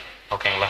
அவங்களோட பெஸ்ட்டை எடுத்து என்ன, அவங்கள்ட்ட என்ன பெஸ்ட் இருந்தது அப்படின்னு சொல்லிட்டு பார்த்தோம்னா பரிமள தைலம் அவங்கள்ட்ட அப்ப இருந்தது, அதை எடுத்து என்ன பண்ணிட்டாங்க, கொடுத்துட்டாங்க. அடுத்தது ஆண்டவரையும் பார்த்தோம். நம்ம ஆண்டவர் என்ன பண்ணாருங்க, அவருடைய பெஸ்ட் எடுத்து கொடுத்தாரு. ஓகேங்களா? அவர்கிட்ட எது பெஸ்டா இருந்ததுங்க? ஆமா, தேவன் ஒரு விஷயத்த தான் கொடுத்திருந்தார். பூமிக்கு வரும்போது என்னன்னா ஜீவனை கொடுத்திருந்தார். அந்த ஜீவனையே நம்மளுடைய கர்த்தர் என்ன பண்ணிட்டார் அப்படின்னு சொல்லிட்டு பார்த்தோம்னா நம்மளுக்கு அவருடைய பெஸ்ட் எடுத்து கொடுத்துட்டார். பட் நம்மள்ட்ட வருவோம், நம்மளும் என்ன பண்ணோம், மரியாதை போல இருக்கணும் அப்படின்னு சொல்லிட்டு பார்க்கிறோம். அப்ப மரியாதை போல நம்மளும் என்ன கொடுக்கணும், நம்மள்ட்ட எது பெஸ்டோ அதை எடுத்து என்ன பண்ணிடணும் அப்படின்னா யாரோட பாதத்துல உடச்சு ஊத்திடணும், ஆண்டவருடைய பாதத்துல உடச்சு ஊத்திடணும் அப்படின்னு சொல்லிட்டு பார்க்கிறோம். அப்படின்னா நம்மள்ட்ட இருக்கிறது பெஸ்ட் என்னங்க, நம்மளுடைய ஜீவன் தான் அப்படின்னு சொல்லிட்டு பார்க்கணும். அப்படின்னா நம்மளுடைய ஜீவனை நம்ம என்ன பண்ணணும் அப்படின்னா எடுத்து ஆண்டவருக்கு அப்படின்னு சொல்லிட்டு நம்ம கொடுத்துட்டு போயிட்டே இருக்கணும், யோசிக்கவே கூடாது. அந்த ஒரு தியாக எண்ணம் நம்மள்ட்ட என்ன பண்ணணும்னா எப்பயுமே அங்க இருந்துகிட்டே இருக்கணும் அப்படின்னு சொல்லிட்டு பாக்குறோம். எப்படி மரியாள் ஆண்டவருடைய பாதத்துல உட்காந்து எப்பயுமே கேட்டுட்டே இருந்தாங்களோ அவருடைய வார்த்தைகளை, நம்மளும் யாரோட பாதத்துல உட்காந்து தான் கற்றுக்கிறோம், ஆண்டவருடைய பாதத்துல உட்கார்ந்துட்டு தான் என்ன பண்றோம்னா இந்த ஒரு சத்தியத்தை எல்லாமே நம்ம என்ன பண்றோம்னா அங்க கற்றுக்கிறோம். சோ அப்ப எப்ப நம்மளுக்கு சத்தியம் தெரிய வருதோ நம்ம என்ன பண்ணணும் அப்படின்னா அது ஒரு தியாகமான அந்த ஒரு வாழ்க்கைக்குள்ள நம்ம போகணும். ஆண்டவருக்காகவும் அவருடைய சத்தியத்துக்காகவும் நம்ம என்ன பண்ணணும் அப்படின்னா அது ஒரு தியாக வாழ்க்கைய நம்மகிட்ட இருக்க பெஸ்ட் என்ன பண்ணணும், அந்த ஜீவனை யாருக்கு கொடுத்துடணும் அப்படின்னா கிறிஸ்துவுக்கும் ஒரு சத்தியத்துக்கும் நம்ம என்ன பண்ணணும்னா அதை கொடுக்கிறவர்களாக அங்க இருக்கணும் அப்படின்னு சொல்லிட்டு பார்க்கணும். அதுக்குதான் நம்ம பார்த்தோம் லூக்கா 10:42. தேவையானது ஒன்றுதான், அது ஒரு விஷயம் தான் தேவை. அதை தான் அந்த அம்மா செஞ்சாங்க. அதான் சொன்னாங்க, மரியாள் தன்னை விட்டு எடுபடாத நல்ல பங்கை என்ன பண்ணாங்க, அவங்க தெரிஞ்சு பண்றாங்க. அப்படின்னா இயேசு கிறிஸ்துக்கு எது பிடிக்கும்னு தெரிஞ்சுக்கிட்டாங்க, அதை கரெக்டா அவங்க செஞ்சாங்க. இப்ப நம்மளுக்கு தெரியுமா இயேசு கிறிஸ்துக்கு எது பிடிக்கும்னு? படிச்சிடலாம் பாருங்க. மத்தேயு 16:24. மத்தேயு 16:24. அப்பொழுது இயேசு தம்முடைய சீஷர்களை நோக்கி, ஒருவன் என்னை பின்பற்றி வர விரும்பினால் அவன் தன்னைத்தான் வெறுத்து தன் சிலுவையை எடுத்துக்கொண்டு என்னை பின்பற்ற கடவன். அப்படின்னா என்னங்க அது நம்மளுடைய ஆண்டவருக்கு பிடிக்கும்? தன்னைத்தான் வெறுத்து அனுதீவனமும் என்ன பண்ணுவாங்க, ஜீவ பலியாக நம்மள அங்க ஒப்பு கொடுக்கணும் அப்படின்னு சொல்லிட்டு பார்க்கணும். சோ இதுதான் நம்மளுடைய கர்த்தருக்கு பிடிச்ச விஷயம் அப்படின்னு சொல்லிட்டு நம்ம பார்க்கணும். அப்படின்னா தன்னைத்தான் வெறுத்தவர்கள் எங்கேயாவது பார்த்திருப்போமா? ஆனா as a எக்ஸாம்பிளா வாழ்ந்திருக்கிறாங்க.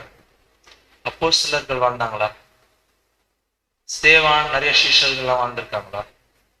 மரியாள் என்ன பண்ணிருக்கிறாங்க? அவங்க வெறுத்ததுனாலதான் அந்த ஒரு 5 லட்சம் ரூபாய் ப்ராடக்ட் எடுத்துட்டு வர முடிஞ்சது. அவங்களுக்கு என்ன வயசு இருந்திருக்கும் அப்படின்னு சொல்லிட்டு நம்ம ரிசர்ச் பண்ணி பார்த்தோம்னா ஏறக்குறைய ஒரு 20 வயசு இருந்திருக்கலாம். 20 வயசு பொண்ணுக்கு இந்த காலத்துல என்னங்கெல்லாம் தேவைப்படும்? அப்படின்னா எல்லாத்தையும் வெறுக்கணும். இது சிஸ்டர்ஸும் கிடையாது, எல்லாருக்குமே தான். ஓகேங்களா? அப்படின்னா நம்மளுடைய வாழ்க்கையை நம்ம என்ன பண்ணணும்னா, எது நம்மளுக்கு தேவையோ அந்த தேவையான ஒன்றை தவிர வேற எந்த ஒரு விஷயத்திலும் நம்ம என்ன பண்ண வேணாம், நோக்கத்தை நம்ம செலுத்தக்கூடாது அப்படின்னு சொல்லிட்டு பார்ப்போம். அந்த ஒரு விஷயத்துல நம்ம அந்த நோக்கத்தை செலுத்தி அந்த ஒரு தியாக வாழ்க்கையை நம்ம என்ன பண்ணணும்னா ஜீவிக்கணும் அப்படின்னு சொல்லிட்டு பார்க்கிறோம். மரியாளுக்கு எவ்வளோ விஷயம் தேவைப்பட்டிருக்கலாம் அவங்களுடைய காலத்துல. அவங்க என்ன பண்ணிருக்கலாம், அதை வாங்காம காசு சேர்த்து வச்சிருக்கலாம். கரெக்டுங்களா? கொஞ்சம் கொஞ்சம் ஒரே நாள்ல அவங்களுக்கு அவ்வளவு காசு வந்திருக்காது. டே டு டே லைஃப்ல அவங்க கொஞ்சம் கொஞ்சமா அவங்களை என்ன பண்ணிருப்பாங்க, வருத்தி தான் அங்க என்ன பண்ணிருப்பாங்க அப்படின்னு சொல்லிட்டு பார்த்தோம்னா, அங்க ஆண்டவருக்காக என்ன பண்ணிருக்கிறாங்கன்னா இந்த ஒரு விஷயத்த அவங்க செஞ்சிருக்கிறாங்க அப்படின்னு சொல்லிட்டோம். அப்புறம் நம்மள்ட்ட என்ன கேட்கிறாருன்னா, தன்னைத்தான் வெறுத்து என்ன பண்ணணும், அனுதினமும் சிலுவையை எடுத்துக்கொண்டு அவர் பின்னாடி அங்க போகணும். அந்த மாதிரி ஒரு வாழ்க்கையை நம்ம இங்க வாழணும் அப்படின்னு சொல்லிட்டு நம்ம பார்க்கணும். வேற ஏதாவது நம்மளுக்கு இந்த உலகத்தை தேவைப்படுதுங்களா? அது முக்கியமா இந்த மாதிரி ஒரு சத்தியத்தை கேட்டதுக்கு அப்புறம், இல்ல இந்த உலகத்துல எனக்கு ஏதாவது தேவை அப்படின்னு சொல்லிட்டு நம்மளுடைய எண்ணங்கள் ஏதாவது போகுதா? அப்படி போகுது அப்படின்னா படிக்கலாம் பாருங்க. ரோமர் 12:1. ரோமர் 12:1. அப்படி இருக்க சகோதரரே, நீங்கள் உங்கள் சரீரங்களை பரிசுத்தமும் தேவனுக்கு பிரியமுமான ஜீவபலியாக ஒப்புக் கொடுக்க வேண்டும் என்று தேவனுடைய இரக்கங்களை முன்னிட்டு உங்களை வேண்டிக் கொள்ளுகிறேன். இதுவே நீங்கள் செய்யத்தக்க புத்தியுள்ள ஆராதனை. ஆமாங்க, இவ்வளவு நாளும் நம்ம எவ்வளவோ ஆராதனை என்ன பண்ணிருப்போம், அட்டன் பண்ணிருப்போம். கரெக்டுங்களா? ஆனா புத்தியுள்ள ஆராதனை எதுன்னு நம்மளுடைய ஆண்டவர் சொல்றாரு, நீங்கள் உங்கள் சரீரங்களை பரிசுத்தமும் தேவனுக்கு பிரியமுமான ஜீவபலியாக, அந்த ஜீவ பலி என்ன பண்ணோங்க, கொடுக்கிறவர்களாக தேவனுடைய இரக்கங்களை முன்னிட்டு உங்களை வேண்டிக் கொள்கிறேன். இதுதான் நம்ம செய்யற புத்தி உள்ள ஒரு ஆராதனை. அப்படின்னா நம்மளையே ஜீவ பலியாக யாருக்கு கொடுக்கணும் அப்படின்னா, தேவனுக்கும் அவருடைய சத்தியத்துக்கும் நம்ம என்ன பண்ணணும்னா அங்க கொடுக்கிறவர்களாக இருக்கணும். அப்படின்னா முன்னாடியே பார்த்ததுதான், தன்னைத்தான் வெறுக்கிறது அப்படின்ற போது சுயநலம் நம்ம எல்லாருக்குமே இருக்கும்.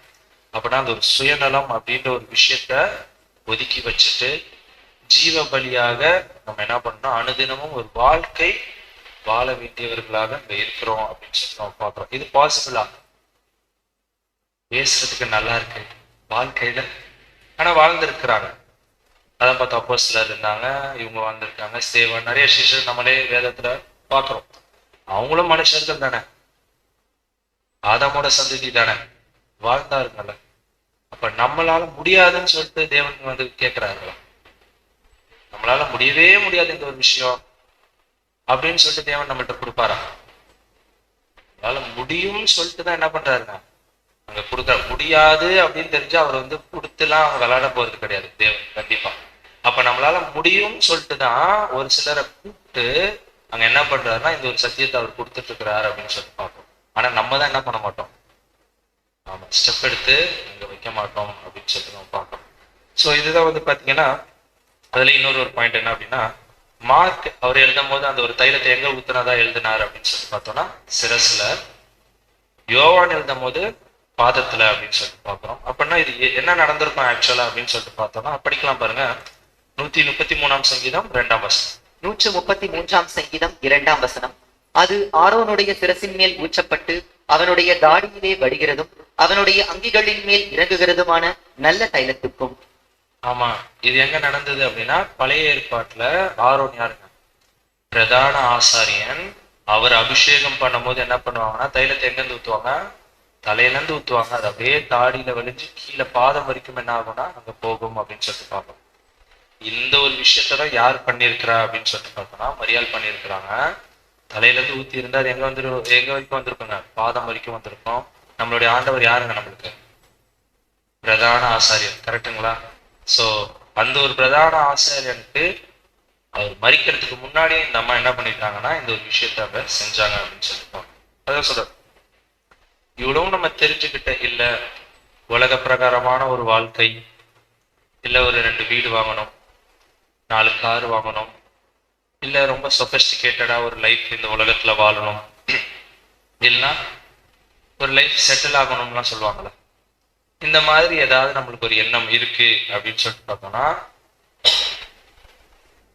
கிளியரா ஒரு விஷயம் நம்மளுக்கு தெரியுது என்ன அப்படின்னா இந்த சத்தியம் அதுக்கு ஒத்து வராது. ஓகேங்களா? உலக பிரகாரமான ஏதாவது ஒரு விஷயத்துல நம்மளுக்கு நோக்கம் இருந்தது அப்படின்னா கண்டிப்பா ஒரு விஷயம் கன்ஃபார்ம் என்ன அப்படின்னா சரி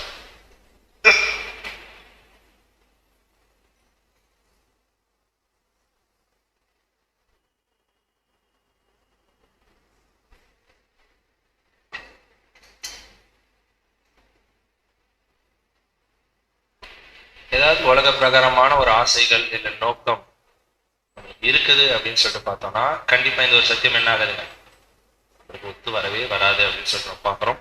படிச்சிடலாம் பாருங்க. மத்திய 16ஆம் அதிகாரம் 25ஆம் வசனம். மத்திய 16ஆம் அதிகாரம் 25ஆம் வசனம். தன் ஜீவனை ரட்சிக்க விரும்புகிறவன் அதை இழந்து போவான், என் நிமித்தமாக தன் ஜீவனை இழந்து போகிறவன் அதை கண்டடைவான். ஆமா, கிளியரா சொல்லிட்டாரு. தன் ஜீவனை ரட்சிக்க விரும்புகிறவன் என்ன பண்ணுவாங்க?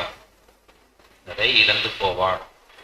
என் நிமித்தமாக அவங்களோட ஜீவனை இழந்து போறவங்க என்ன பண்ணுவாங்க அப்படின்னா அதை கண்டடைவார்கள் அப்படின்னு சொல்றோம். அப்படின்னா உலகத்தையே ஆதாயப்படுத்தினாலும் ஏன்னா நம்ம உலகத்தை பெரிய ஜாபுக்கு போகணும், இல்லை ரொம்ப வெளியூர்ல போய் வேலை பார்க்கணும், ரொம்ப லட்சமா கோடியா சம்பாதிக்கணும், இல்லை இந்த உலகத்தையே ஆதாயப்படுத்திக்கணும்னு உலக பிரகாரமான நோக்கத்துல நம்ம இருக்கிறோம் அப்படின்னா என்னன்னு சொல்லிட்டாருங்க ஆண்டவர் வசனத்துல, அவங்களுடைய ஜீவனை நீங்க காத்துக்கிட்டீங்க அப்படின்னா ரொம்ப கஷ்டம் அப்படின்னு சொல்றாரு. ஓகேங்களா? என் நிமித்தமாக யார் ஜீவனை இழந்து போறார்களோ அவங்களுக்கு என்ன கிடைக்கும் அப்படின்னு சொல்றதையும் நம்ம அங்க கிளியரா பாக்குறோம் அப்படின்னு சொல்றோம். தொடர்ந்து 26ஆம் வசனம் படிக்கலாம் பாருங்க. 26ஆம் வசனம். மனுஷன் உலகம் முழுவதையும் ஆதாயப்படுத்தி கொண்டாலும் தன் ஜீவனை நஷ்டப்படுத்தினால் அவனுக்கு லாபம் என்ன? மனுஷன் தன் ஜீவனுக்கு ஈடாக எண்ணத்தை கொடுப்பான். அதே விஷயத்தான் இங்க திருப்பி சொல்லிட்டு இருக்கிறார் அப்படின்னு சொல்லுவா. ஒரு விலை மதிப்பற்ற ஒரு விஷயத்துக்காக நம்மளுடைய சத்தியத்தையோ இல்ல தேவனுடைய அது ஒரு முக்கியத்துவம் தெரியாம நம்ம இந்த ஒரு நேரத்துல விட்டுட்டோம் அப்படின்னா பின்னாடி என்ன கிடைக்காது அப்படின்னு சொல்லிட்டு பார்த்தோம்னா ஜீவன் நம்மளுக்கு இது கிடைக்கவே கிடைக்காது அப்படின்னு சொல்லிட்டு நம்ம பார்க்கிறோம். தொடர்ந்து கூட படிக்கலாம் பாருங்க. 2 கொரிந்தியர் 11ஆம் அதிகாரம் 2ஆம் வசனம். 2 கொரிந்தியர் 11ஆம் அதிகாரம் 2ஆம் வசனம். நான் உங்களை கற்புள்ள கன்னிகையாக கிறிஸ்து என்னும் ஒரே புருஷனுக்கு ஒப்புக் கொடுக்க நியமித்தபடியால் உங்களுக்காக தேவ வைராக்கியம் கொண்டிருக்கிறேன். ஆமா, நம்மளை யாருக்கு ஒப்பிட்டு அங்க பேசிட்டு இருக்கிறாரு அப்படின்னு சொல்லிட்டு பார்த்தோம்னா ஒரு ஸ்திரீக்கு ஒப்பிட்டு ஆண்டவர் என்ன பண்றாருங்க அங்க பேசிட்டு இருக்கிறார். அங்க மரியாதை எப்படி ஒரு ஸ்திரீயா இருந்தாங்களோ அதே போல நம்மளையும் அங்க என்ன பண்றாருன்னா ஒரு ஸ்திரீக்கு ஒப்பிட்டு அங்க பேசிட்டு இருக்காரு. என்ன அப்படின்னா உங்களை கற்புள்ள கன்னிகையாக கிறிஸ்து என்னும் ஒரே புருஷனுக்கு ஒப்புவிக்க நியமித்த இருக்கிறபடியா உங்களுக்காக தேவ வைராக்கியம் கொண்டு இருக்கிறேன் அப்படின்னு சொல்லிட்டு நம்ம பார்க்கணும்.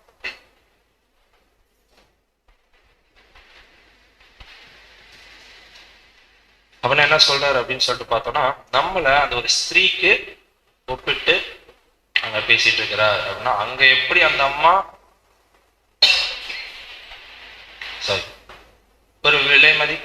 விலை மதிப்பே இல்லாத ஒரு விஷயத்த அங்க வந்து செஞ்சாங்களோ, அதே போல நம்மளும் என்ன பண்ணணும் அப்படின்னு சொல்லிட்டு பாக்குறோமோ, நம்மளுடைய ஆண்டவருக்கு என்ன பண்ணணும் அப்படின்னா அந்த ஒரு கற்புள்ள ஒரு விஷயத்த அங்க நம்ம செய்தவர்களாக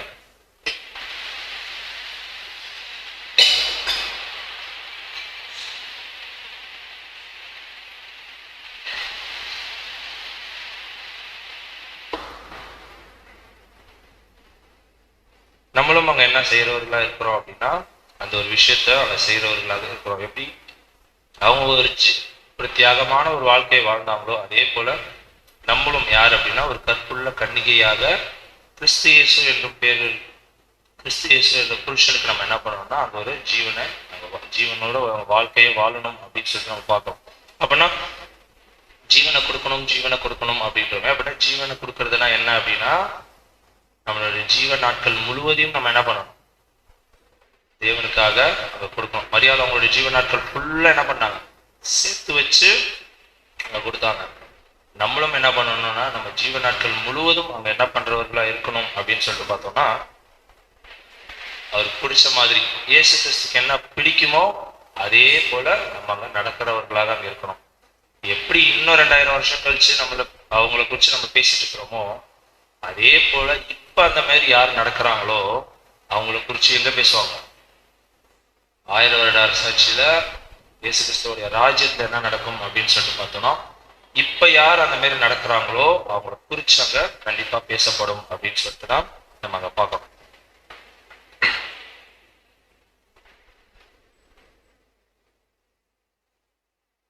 அதே மாதிரிதான் அதுல இன்னொரு விஷயமும் அவர் சொல்றாரு. என்ன அப்படின்னா மரியாதை என்ன பண்ணாங்களாம், தைலத்தை உடைச்சு ஊத்திட்டு அவங்களோட முடியை வச்சு என்ன பண்ணாங்க, பாதத்தை தொடச்சாங்க. நம்ம ஸ்திரீகளுக்கு முடி அப்படின்ற ஒரு விஷயம் எப்படிங்க, ரொம்ப ப்ரீஷியஸ், கரெக்டுங்களா? ஆனா அந்த அம்மா அதை கூட என்ன பண்ணாங்க, பெரிய விஷயமா எடுத்துக்கல, கரெக்டுங்களா? நம்மளோட முடியை வச்சு வீட்டுல இருக்கவங்க காலை தொடக்குமா, வாய்ப்பே கிடையாது, கரெக்டுங்களா? அப்ப எல்லாத்தையுமே அவங்க என்ன பண்ணியிருக்கிறாங்க அப்படின்னு சொல்லிட்டு பார்த்தோம்னா ரொம்ப துச்சமா அந்த ஒரு தியாக வாழ்க்கைய அவங்க என்ன பண்ணியிருக்கிறாங்கன்னா அங்க செஞ்சிருக்கிறாங்க அப்படின்னு சொல்லிட்டு நம்ம பார்க்கிறோம். அதான் சொல்றேன், தன்னைத்தான் வெறுக்கிற ஒரு விஷயம் எதுவுமே ஒரு பெரிய விஷயமா அங்க அந்த அம்மா பார்க்கல அப்படின்னு சொல்லிட்டு நம்ம பார்க்கிறோம். ஸோ அதே போலதான் நம்மளும் என்ன பண்ணணும் அப்படின்னு சொல்லிட்டு பார்த்தோம்னா எந்த ஒரு விஷயமுமே ஒரு பெரிய வேலையில இருக்கலாம், இதுல நிறைய பணம் காசு இருக்கலாம், இல்லை எவ்வளோ விஷயங்கள் இருக்கலாம், நம்மளுக்கு என்ன இருந்தாலும் எல்லாத்தையும் துச்சமா தூக்கி போட்டுட்டு தேவனுக்குன்னு அவருடைய சத்தியத்துக்குன்னு ஒரு வாழ்க்கைய வாழ்றவர்களாக நம்ம இருக்கணும் அப்படின்னு சொல்லிட்டு பார்ப்போம். அப்படி இருந்தோம்னா என்ன பண்ணலாம் அப்படின்னா மரியாதை போல என்ன பண்ணலாங்க, அங்க ஒரு ஜீவன் வாழ்ந்திருப்போம். நம்மளை குறிச்சு பின்னாடி என்ன பண்ணுவாங்கன்னா அங்க பேசுவாங்க. அதே மாதிரிதான் அவங்களோட வாழ்க்கையில இன்னொரு விஷயம் என்ன தெரிஞ்சது அப்படின்னு சொல்லிட்டு பார்த்தோம்னா தாழ்மை. எப்பயுமே பாத்தீங்கன்னா ஆண்டவருடைய பாதத்திலேயே உட்காந்து என்ன பண்ணுவாங்க, கேட்டுக்கிட்டே இருப்பாங்க என்ன பேசுறாங்க அப்படின்னு சொல்லிட்டு. ஓகே, அப்ப நம்மளும் என்ன பண்ணணும் அப்படின்னு சொல்லிட்டு பார்த்தோம்னா கம்ப்ளீட்டா நம்மளோட லைஃபையே அங்க என்ன பண்ணணும் அப்படின்னு சொல்லிட்டு பார்த்தோம்னா அங்க சரண்டர் பண்ணணும். யாருக்கு அப்படின்னா ஆண்டவருக்கும் அவருடைய சத்தியத்துக்கும் நம்ம என்ன பண்ணணும்னா சரண்டர் பண்றவர்களாக அந்த ஒரு தாழ்மையை காட்டுறவர்களாக அங்க நம்ம இருக்கணும் அப்படின்னு சொல்லிட்டு நம்ம பார்ப்போம். நம்மள்ட்ட என்னென்னலாம் இருக்கு, ஒரு எக்ஸாம்பிளுக்கு நம்ம எடுத்தோம் அப்படின்னா தேவன் ஒருத்தருக்கும் ஒரு விதமா கொடுத்துருப்பாரு தாளந்துகள். சில பேருக்கு செல்வாக்கு நிறைய இருக்கலாம், சில பேருக்கு திறமைகள் நிறைய இருக்கலாம், ஒருத்தருக்கும் ஒரு விதமான தாளந்துகள் இருக்கலாம், சில பேருக்கு டைம் இருக்கும், நிறைய நேரங்கள் இருக்கும், கரெக்டுங்களா? வீட்டுல ஃப்ரீயா கூட இருக்கும்.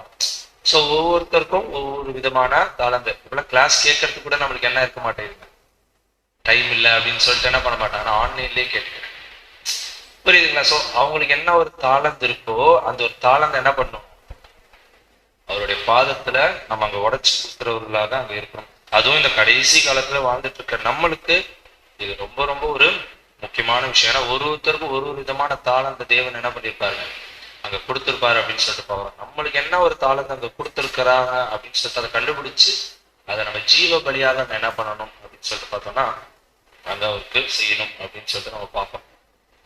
இதுதான் பாத்தீங்கன்னா மரியாளுடைய ஒரு வாழ்க்கையில் நடந்தது. நம்மளுக்கு என்ன பண்ணோம்னா அப்படியே கம்பேர் பண்ணி பார்த்தோம்.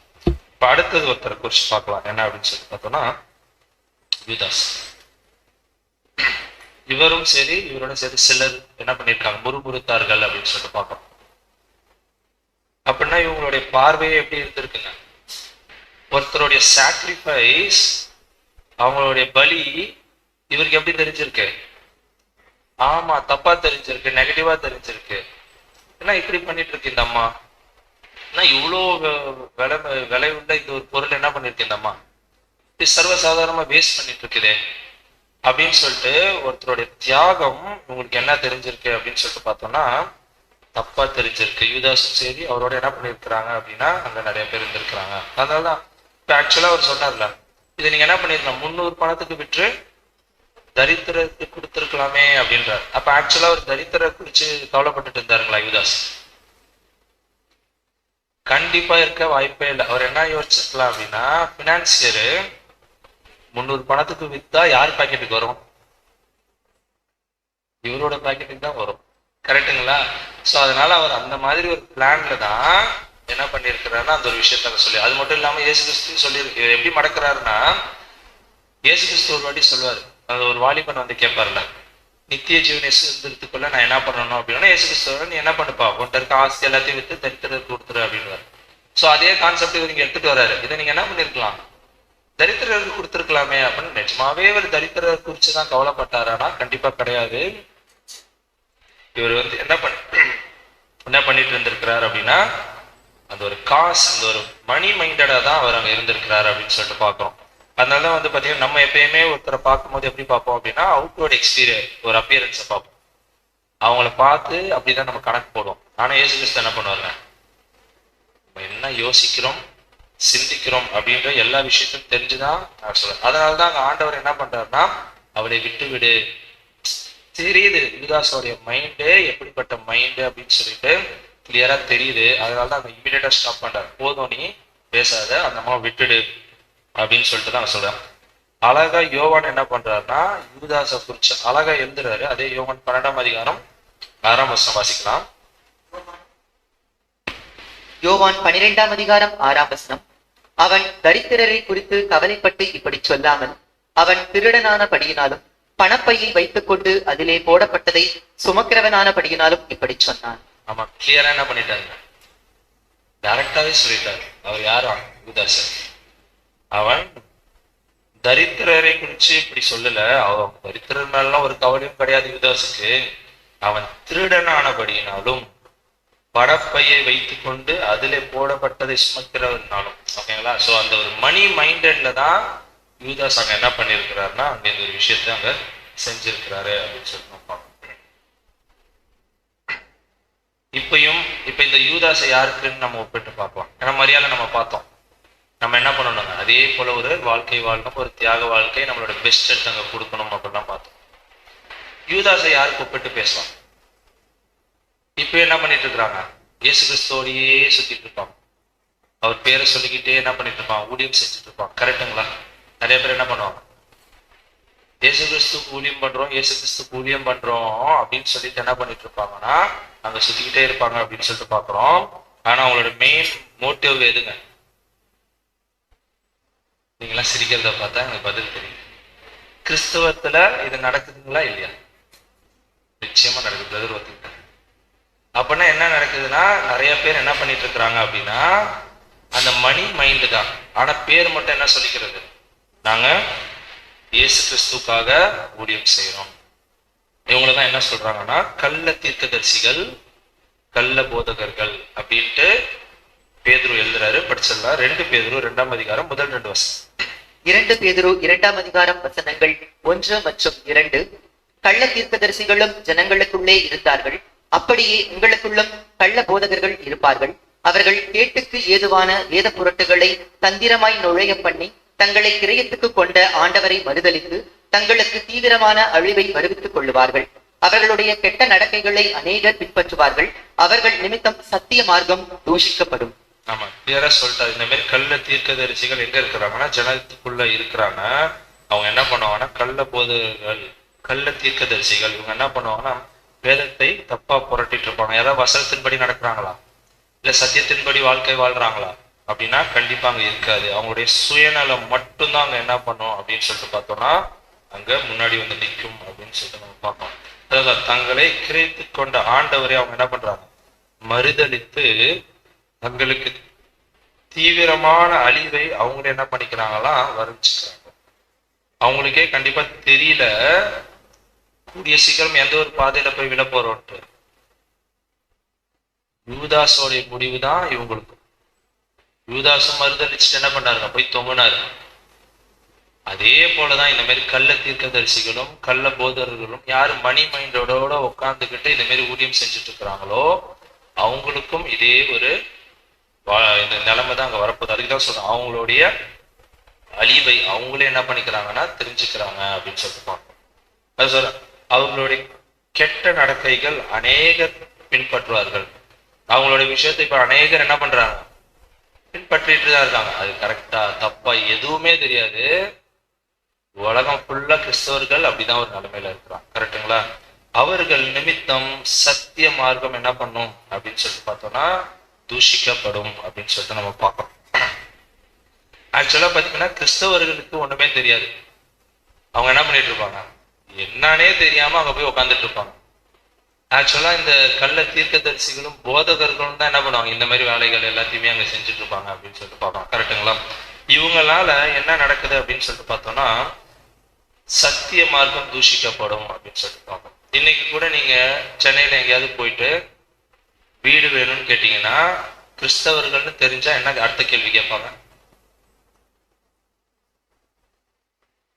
நீங்க எந்த குரூப்பு, கத்துற குரூப்பா, கைத்தட்டுற குரூப்பா, அலேலியோ குரூப்பா இருக்குதுங்களா?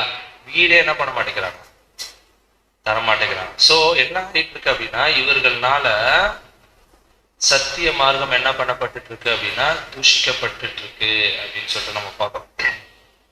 அதனாலதான் இவர்களை யார் குறிப்பிட்டாங்க சொல்றாரு அப்படின்னா சுயநலம் பிடிச்சவர்கள் அப்படின்னு சொல்லிட்டு நம்ம பார்க்கணும். படிச்சிடலாம் பாருங்க. 2 தீமோத்தேயு 4ஆம் அதிகாரம் 2ஆம் வசனம். 2 தீமோத்தேயு 4ஆம் அதிகாரம் 2ஆம் வசனம். சமயம் வாய்த்தாலும் வாய்ப்பாவிட்டாலும் ஜாக்கிரதையாய் திருவசனத்தை பிரசங்கம் பண்ணு, எல்லா நீடிய சாந்தத்தோடும் உபதேசத்தோடும் கண்டனம் பண்ணி கடிந்து கொண்டு புத்தி சொல்லு. அப்படின்னா என்ன பண்ணணும் அப்படின்னு சொல்லிட்டாருன்னா சமயம் வாய்த்தாலும் வாய்க்காவிட்டாலும் ஜாக்கிரதையா திருவசனத்தை என்ன பண்ணும், பிரசங்கம் பண்ணணும் அப்படின்னு சொல்லிட்டு எல்லா நீடிய சாந்தத்தோடும் உபதேசத்தோடும் கண்டனம் பண்ணி கடிந்து கொண்டு புத்தி சொல்லணும். தப்புனா தப்புதான். அங்க போய் நம்ம பூசி மொழிவிட்டுலாம் அங்க இருக்கக்கூடாது அப்படின்னு சொல்லிட்டு நம்ம பாக்குறோம். சில பேர் என்ன பண்ணுவாங்க, அவங்களுக்கு எது பிடிக்குதோ அதை தான் கேட்கணும்ட்டு அவங்க என்ன பண்ணுவாங்கன்னா ஆசைப்படுவாங்க. அது சத்தியம் கிடையவே கிடையாது. அதனால வசனம் சொல்லுது கண்டனம் பண்ணி கடிந்து கொண்டு அவங்களுக்கு நீங்க என்ன பண்ணணும் அப்படின்னா புத்தி சொல்லணும் அப்படின்னு சொல்லிட்டு பாக்குறோம். தொடர்ந்து படிக்கலாம் பாருங்க. 3ஆம் வசனம் மற்றும் 4ஆம் வசனம். வசனங்கள் 3 மற்றும் 4. ஏனென்றால் அவர்கள் ஆரோக்கியமான உபதேசத்தை பொறுக்க மனதில்லாமல் செவித்தின உள்ளவர்களாகி தங்கள் சுய இச்சைகளுக்கு ஏற்ற போதகர்களை தங்களுக்கு திரளாக சேர்த்துக் கொண்டு சத்தியத்துக்கு செவியை விலக்கி கட்டுக்கதைகளுக்கு சாய்ந்து போகும் காலம் வரும். ஆமா சொல்லிட்டாரு. அவர்கள் என்ன பண்ணுவாங்க அப்படின்னா ஆரோக்கியமான உபதேசத்தை பொறுக்க மனதில்லாமல், இதுதான் சத்தியம் தெரிஞ்சாலும் அது ஏற்றுக்கிற மனசு என்ன ஆகாதுங்க, வராது. செவித்தினவர்கள் உள்ளவர்களாகி அப்படின்னா என்னங்க, தங்கள் சுய இச்சைகளுக்கு ஏற்றபடி போதகர்களை தங்களுக்கு திரளாக சேர்த்துக் கொள்வார்கள். அது நடந்துட்டு இருக்குதுங்களா? யார் பேசினா பிடிக்குமோ அங்க போயிட்டு என்ன பண்றதுங்க, நான் அந்த சபைக்கு நான் போறேன், ஏன்னா அந்த ஸ்பீக்கர் அந்த பாஸ்டரோ அவரோ என்ன பண்றாருங்க அருமையா பேசுறாரு, அதனால என்ன பண்றேன் அங்க போறேன். ஏன்னா அவரை பிடிச்சிருச்சு. சத்தியம் பிடிக்குதா இல்லையான்னா மத்த விஷயம், அந்த நபரை பிடிச்சிடும். அதனால அந்த சபைக்கு போயிட்டு இருப்பாங்க. சில சபையில ஆசீர்வாதமே கொடுத்துட்டு இருப்பாங்க. நீங்க இன்னும் பழகி பெறுவீங்க, இன்னும் கார் வாங்குவீங்க, ப்ளூ கலர் கார் வாங்கிட்டு அப்புறம் ரெட் கலர் கார் வாங்குவீங்க, இப்படியே சொல்லிக்கிட்டே இருப்பாங்க. இந்த மாதிரி ஆசீர்வாதமா என்ன பண்றாங்கன்னா யார் பேசுறாங்களோ அங்க போக சில பேருக்கு பிடிக்கும். ஏன்னா அதுதான் அவங்களுக்கு எப்படி இருக்குங்க, அவங்க காதுக்கு இனிமையா இருக்கும் அப்படின்னு சொல்லிட்டு பாருங்க. சோ இந்த மாதிரி ஒரு காலப்பகுதியில தான் என்ன அப்ப சொல்லிட்டு போயிட்டாரு பவுல். ஆனா இப்பதான் என்ன நடக்குது, ரொம்ப வருஷமா நடந்துட்டு தான் இருக்கு. இப்பவும் நம்ம என்ன பண்ணோம், அந்த மாதிரி ஒரு காலப்பகுதியில தான் என்ன பண்ணிட்டு இருக்கிறோம் அப்படின்னா அங்க இருந்துட்டு இருக்கிறோம் அப்படின்னு சொல்லிட்டு பார்க்கறோம். அப்படின்னா சுய இச்சைகளுக்கு ஏற்ற போதகர்களை அவங்களே திரளா என்ன பண்ணிக்குவாங்க, அங்க சேர்த்துக் கொள்வார்கள். சத்தியத்துக்கு செவியை விலக்கி கட்டுக்கதைகளுக்கு சாய்ந்து போகும் காலம் வரும். இப்ப வந்துருச்சுங்களா? ஆமா, கட்டுக்கதை மட்டும்தான் என்ன பண்ணிட்டு இருக்கிறாங்க. ஆமா, அடுத்த வாரம் ரொம்ப கிளியரா பார்ப்போம் கட்டுக்கதைகள் ஒண்ணு ஒண்ணா. ஓகேங்களா? அதை மிஸ் பண்ணிடாதீங்க. சோ கட்டுக்கதைகளுக்கு சாய்ந்து போகும் காலம் வரும் அப்படின்னாரு. அந்த ஒரு காலப்பகுதியில தான் என்ன பண்ணிட்டு இருக்கிறோம்னா வாழ்ந்துட்டு இருக்கோம். அதுக்குதான் அவர் சொன்னாரு, எல்லா நீடிய சாந்தத்தோடும் உபதேசத்தோடும் கண்டனம் பண்ணி என்ன பண்ணணும்னா புத்தி சொல்லணும் அப்படின்னு சொல்லிப்பாங்க. அப்படி பண்ணாததுனாலதான் என்ன ஆயிடுச்சு அப்படின்னு சொல்லிட்டு பார்த்தோம்னா, இந்த மாரி கட்டுக்கதைகள் எல்லாமே அங்க என்ன பண்ணிடுச்சுன்னா அவங்க உள்ள வந்துடுச்சு. கள்ள தீர்க்கதரிசிகள், கள்ள போதகர்கள், இந்த மாரி யாருனாலதான் இவங்கெல்லாம் உருவாகுறாங்க? ஆமா, ஜனங்கள்னாலதான். நம்ம தான் என்ன பண்றோங்க, சத்தியம் இல்லைன்னு தெரிஞ்சும் அங்க போயிட்டு என்ன பண்ணிட்டு இருக்கிறோம்னா அங்க உட்காந்துட்டு இருக்கிறோம் அப்படின்னு சொல்லிட்டு. அப்பனா யூதாஸை யாருக்கு ஒப்பிட்டு நம்ம பாக்குறோம்னா, மணி மைண்டடா இருந்து ஊழியம் செய்யறவர்களுக்கு நம்ம ஒப்பிட்டு அங்க பாக்குறோம். அதான் கள்ள தீர்க்கதரிசிகள், கள்ள போதகர்கள் அப்படின்னு சொல்லிட்டு பார்க்கிறோம். அப்புறம் ஒரு கேரக்டர் மூணாவதா யார் அப்படின்னா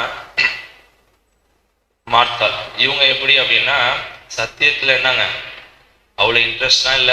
கர்த்தரே வீட்டுல வந்து உட்காந்து சப்ஜெக்ட் எடுத்தாலும் உங்களோட மைண்ட் என்னதான் இருந்தது? ஆமா, கிச்சன்லயே தான் இருந்தது. அதான் உலக பிரகாரமான ஒரு வேலையில தான் அவங்களுடைய நோக்கம் அங்க இருந்துட்டு இருந்தது. ஆனா இவங்களும் இயேசு கிறிஸ்துக்கு நல்லது பண்ணணும் தான் நினைச்சாங்க. கரெக்டுங்களா? அவருக்கு பிடிச்சதை செஞ்சு கொடுக்கணும், அவர் எப்படியாவது பிரியப்படுத்தணும், அவருக்காக ஒரு வாழ்க்கை வாழணும் அப்படிலாம் நினைச்சாங்க. ஆனா செஞ்சாங்களா அப்படின்னு சொல்லிட்டு பார்த்தோம்னா கண்டிப்பா கிடையாது. யாருதான் செஞ்சது அந்த மாதிரினா மரியாதை தான் செஞ்சாங்க. கரெக்டுங்களா? இயேசு கிறிஸ்துக்கு எது பிடிக்கும்னு தெரிஞ்சுக்கிட்டு அந்த ஒரு விஷயத்த செஞ்சாங்க. மார்த்தாள் என்ன பண்ணாங்க, இயேசு கிறிஸ்துவ பிரியப்படுத்தணும்னு நினைச்சாங்களோ இல்லைய, ஆனா இயேசு கிறிஸ்துக்கு என்ன பிடிக்கும் அப்படின்ற ஒரு விஷயத்த அவங்க தெரிஞ்சுக்கல. அதனாலதான் மரியாளால அந்த ஒரு விஷயத்த பண்ண முடிஞ்சது, மார்த்தாளால என்ன பண்ண முடியலன்னா அதை செஞ்சு முடிக்க முடியல அப்படின்னு சொல்லிட்டு பார்த்தோம். அப்படின்னா இது யாரு குறிக்கும் அப்படின்னு சொல்லிட்டு பார்த்தோம்னா, இப்பவும் இருக்காங்க, ரொம்ப வருஷமா இருக்காங்க. இயேசு கிறிஸ்து என்ன பண்ணுவாங்க, பிரியப்படுத்தணும், அவருக்காக வாழணும், அவர்கிட்ட நல்ல பேர் வாங்கணும், அவரை குஷிப்படுத்தணும். கரெக்டுங்களா? அவர் எப்படியாவது சந்தோஷப்படுத்திக்கிட்டே இருக்கணும். என்னங்க அது? கிறிஸ்மஸ் கிறிஸ்மஸ் கொண்டாடுறாங்களா கிறிஸ்தவர்கள்? எது கொண்டாடுறாங்க? எங்கேயாவது பைபிள்ல கொடுத்துருக்குங்களா கிறிஸ்மஸ் அப்படின்ற ஒரு வார்த்தை? எங்கேயாவது பைபிள்ல இருக்குங்களா? எங்கேயுமே இல்லை. ஆனா கிறிஸ்தவர்கள் என்ன பண்ணிட்டு இருக்கிறாங்க, இயேசு கிறிஸ்துவ தான் செய்யறாங்க. அவருக்கு பிடிச்ச மாதிரி நடந்துக்கணும்னு நினைக்கிறாங்க, அவரை சந்தோஷப்படுத்தணும்னு நினைக்கிறாங்க. ஆனா இயேசு கிறிஸ்துக்கு என்ன பிடிக்கும்னு அவங்களுக்கு தெரியாம அங்க போயிடுச்சு அப்படின்னு சொல்லிட்டு பார்ப்போம். அதான் பார்க்குறோம், சாத்தான் என்ன பண்ணிட்டாங்க, நம்மளுடைய கண்களை என்ன பண்ணிட்டான், குருடாக்கிட்டான் அப்படின்னு சொல்லிட்டு நம்ம 2 கொரிந்தியர் 4:4 கூட பார்க்கணும். அப்ப எப்படியாவது இயேசு கிறிஸ்துவ என்ன பண்ணிடணும்னா பிரியப்படுத்தணும். அதுக்குதான் இதெல்லாம் பண்றது. கரெக்டுங்களா? கிறிஸ்மஸ், நியூ இயரு, ஈஸ்டரு, அப்புறம் என்னங்க ஈஸ்டர்னு ஏதாவது ஃபெஸ்டிவல் இருக்குங்களா பைபிள்ல? கிறிஸ்மஸ் பார்த்தோம், ஈஸ்டர் கொஞ்ச நாள்ல பார்த்தோம். அப்படின்னா இது எல்லாமே எதுக்காக செய்யறாங்க அப்படின்னா இயேசு கிறிஸ்துவ பிரியப்படுத்தணும் அப்படின்னு சொல்லிட்டு.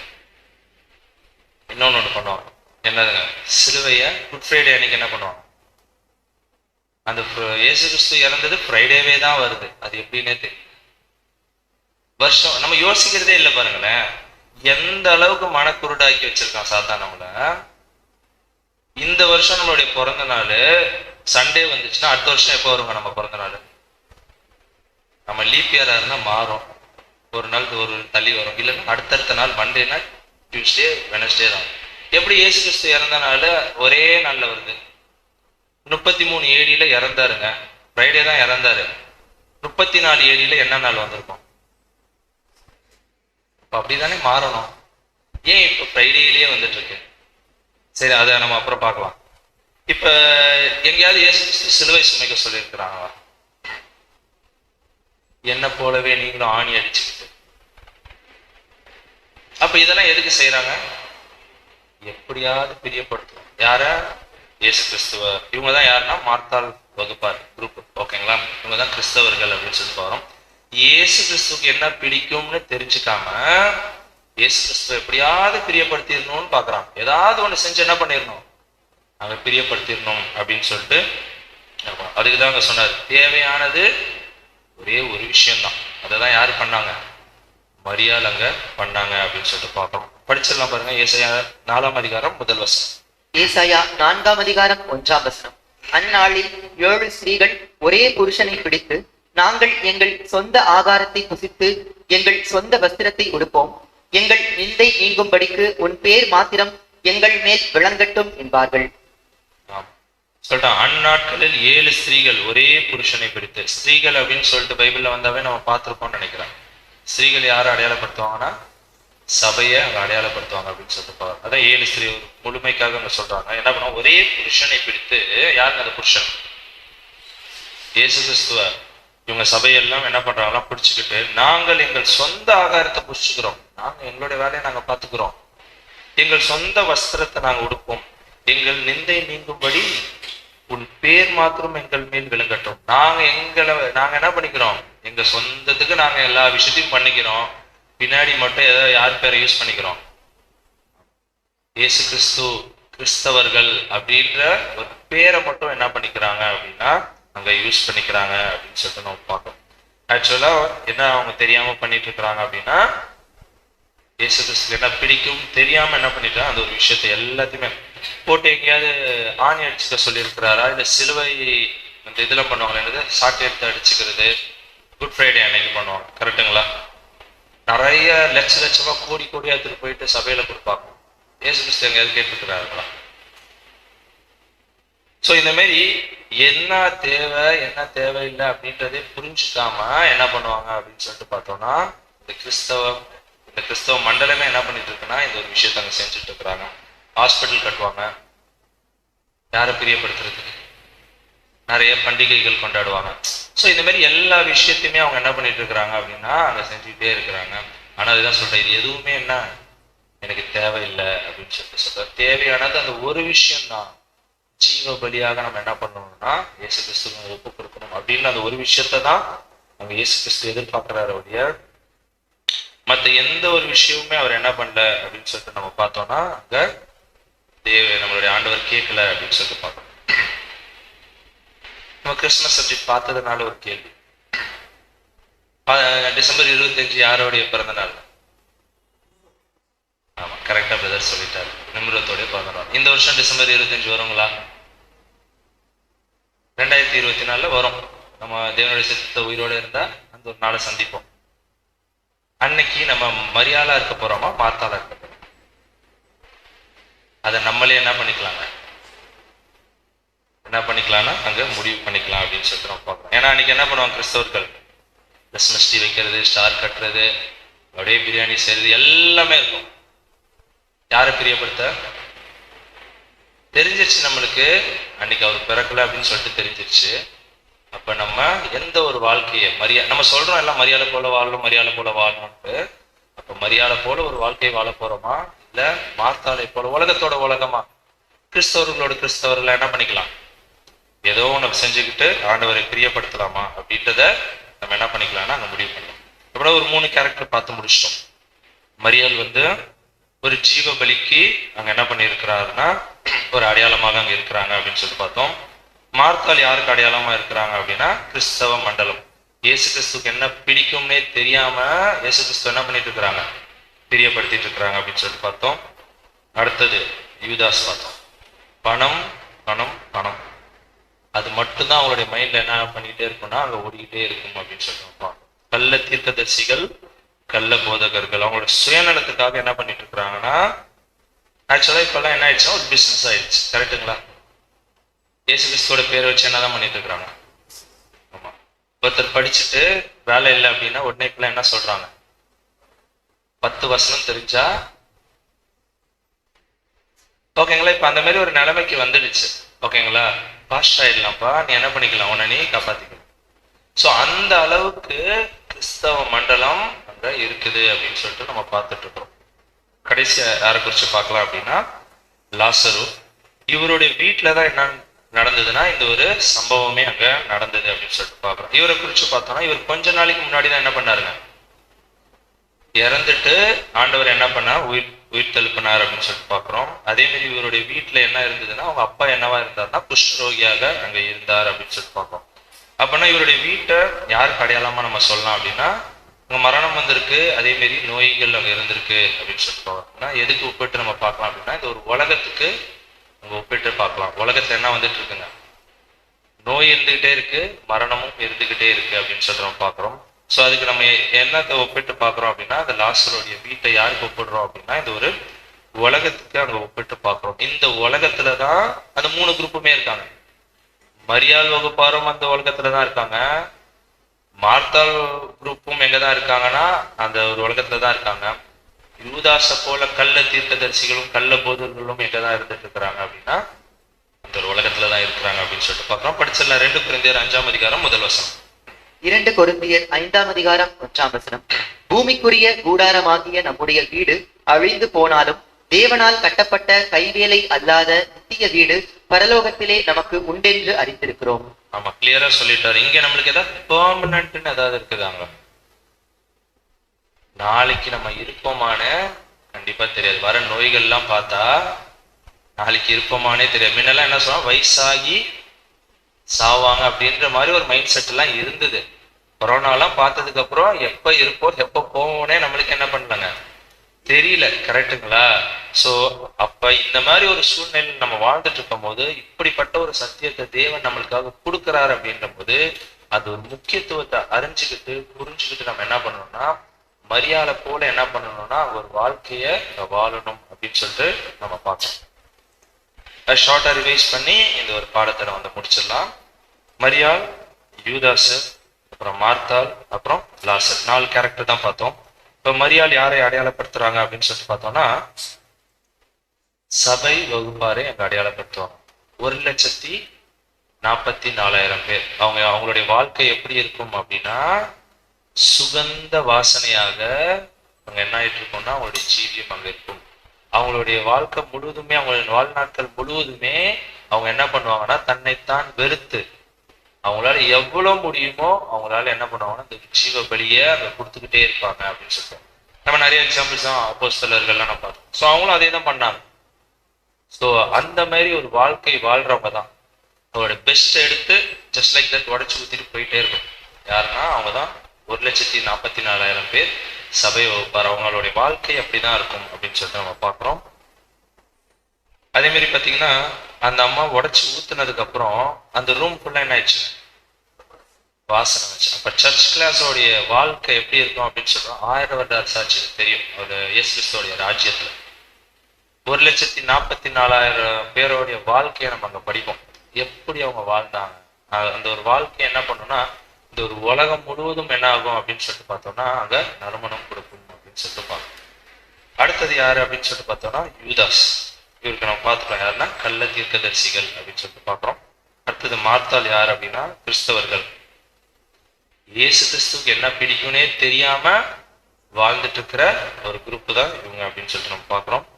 அடுத்தது யாருன்னா லாசர். இவங்க எங்க அப்படின்னா உலகம். இது மூணுமே இந்த 3 குரூப்புமே எங்க தான் இருக்கிறாங்க அப்படின்னு சொல்லிட்டு பார்த்தோம்னா இந்த உலகத்துலதான் அங்க இருந்துட்டு இருக்கிறாங்க அப்படின்னு சொல்லிட்டு பார்க்கிறோம். இதுல கண்டிப்பா நம்ம யாரை போல இருக்கணும்னு தான் தேவன் அழைச்சிருக்கிறாருங்க. ஆமா, மரியாதை போல ஒரு ஜீவ பலி கொடுக்கிற ஒரு வாழ்க்கையை வாழணும் அப்படின்றதுக்காக தான் என்ன பண்ணிருக்காருன்னா நம்மளுக்கு இது ஒரு காலிங்கே வந்திருக்கு ஆக்சுவலா. ஸோ அதை நம்ம பிடிச்சுக்கிறோமா இல்ல அதை விட்டுடுறோமா அப்படின்றது யாரோட கையில தான் இருக்கு, நம்ம ஒவ்வொருத்தருடைய கையில தான் இருக்குது. தேவையானது ஒன்றுதான். தன்னை விட்டு எடுபடாத ஒரு நல்ல பங்கை மரியாள் தெரிஞ்சுக்கிட்டாங்க.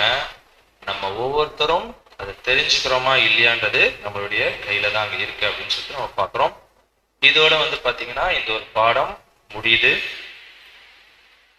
தேவன் தாமே ஆசீர்வதித்து வழிநடத்துவாராக. ஆமென்.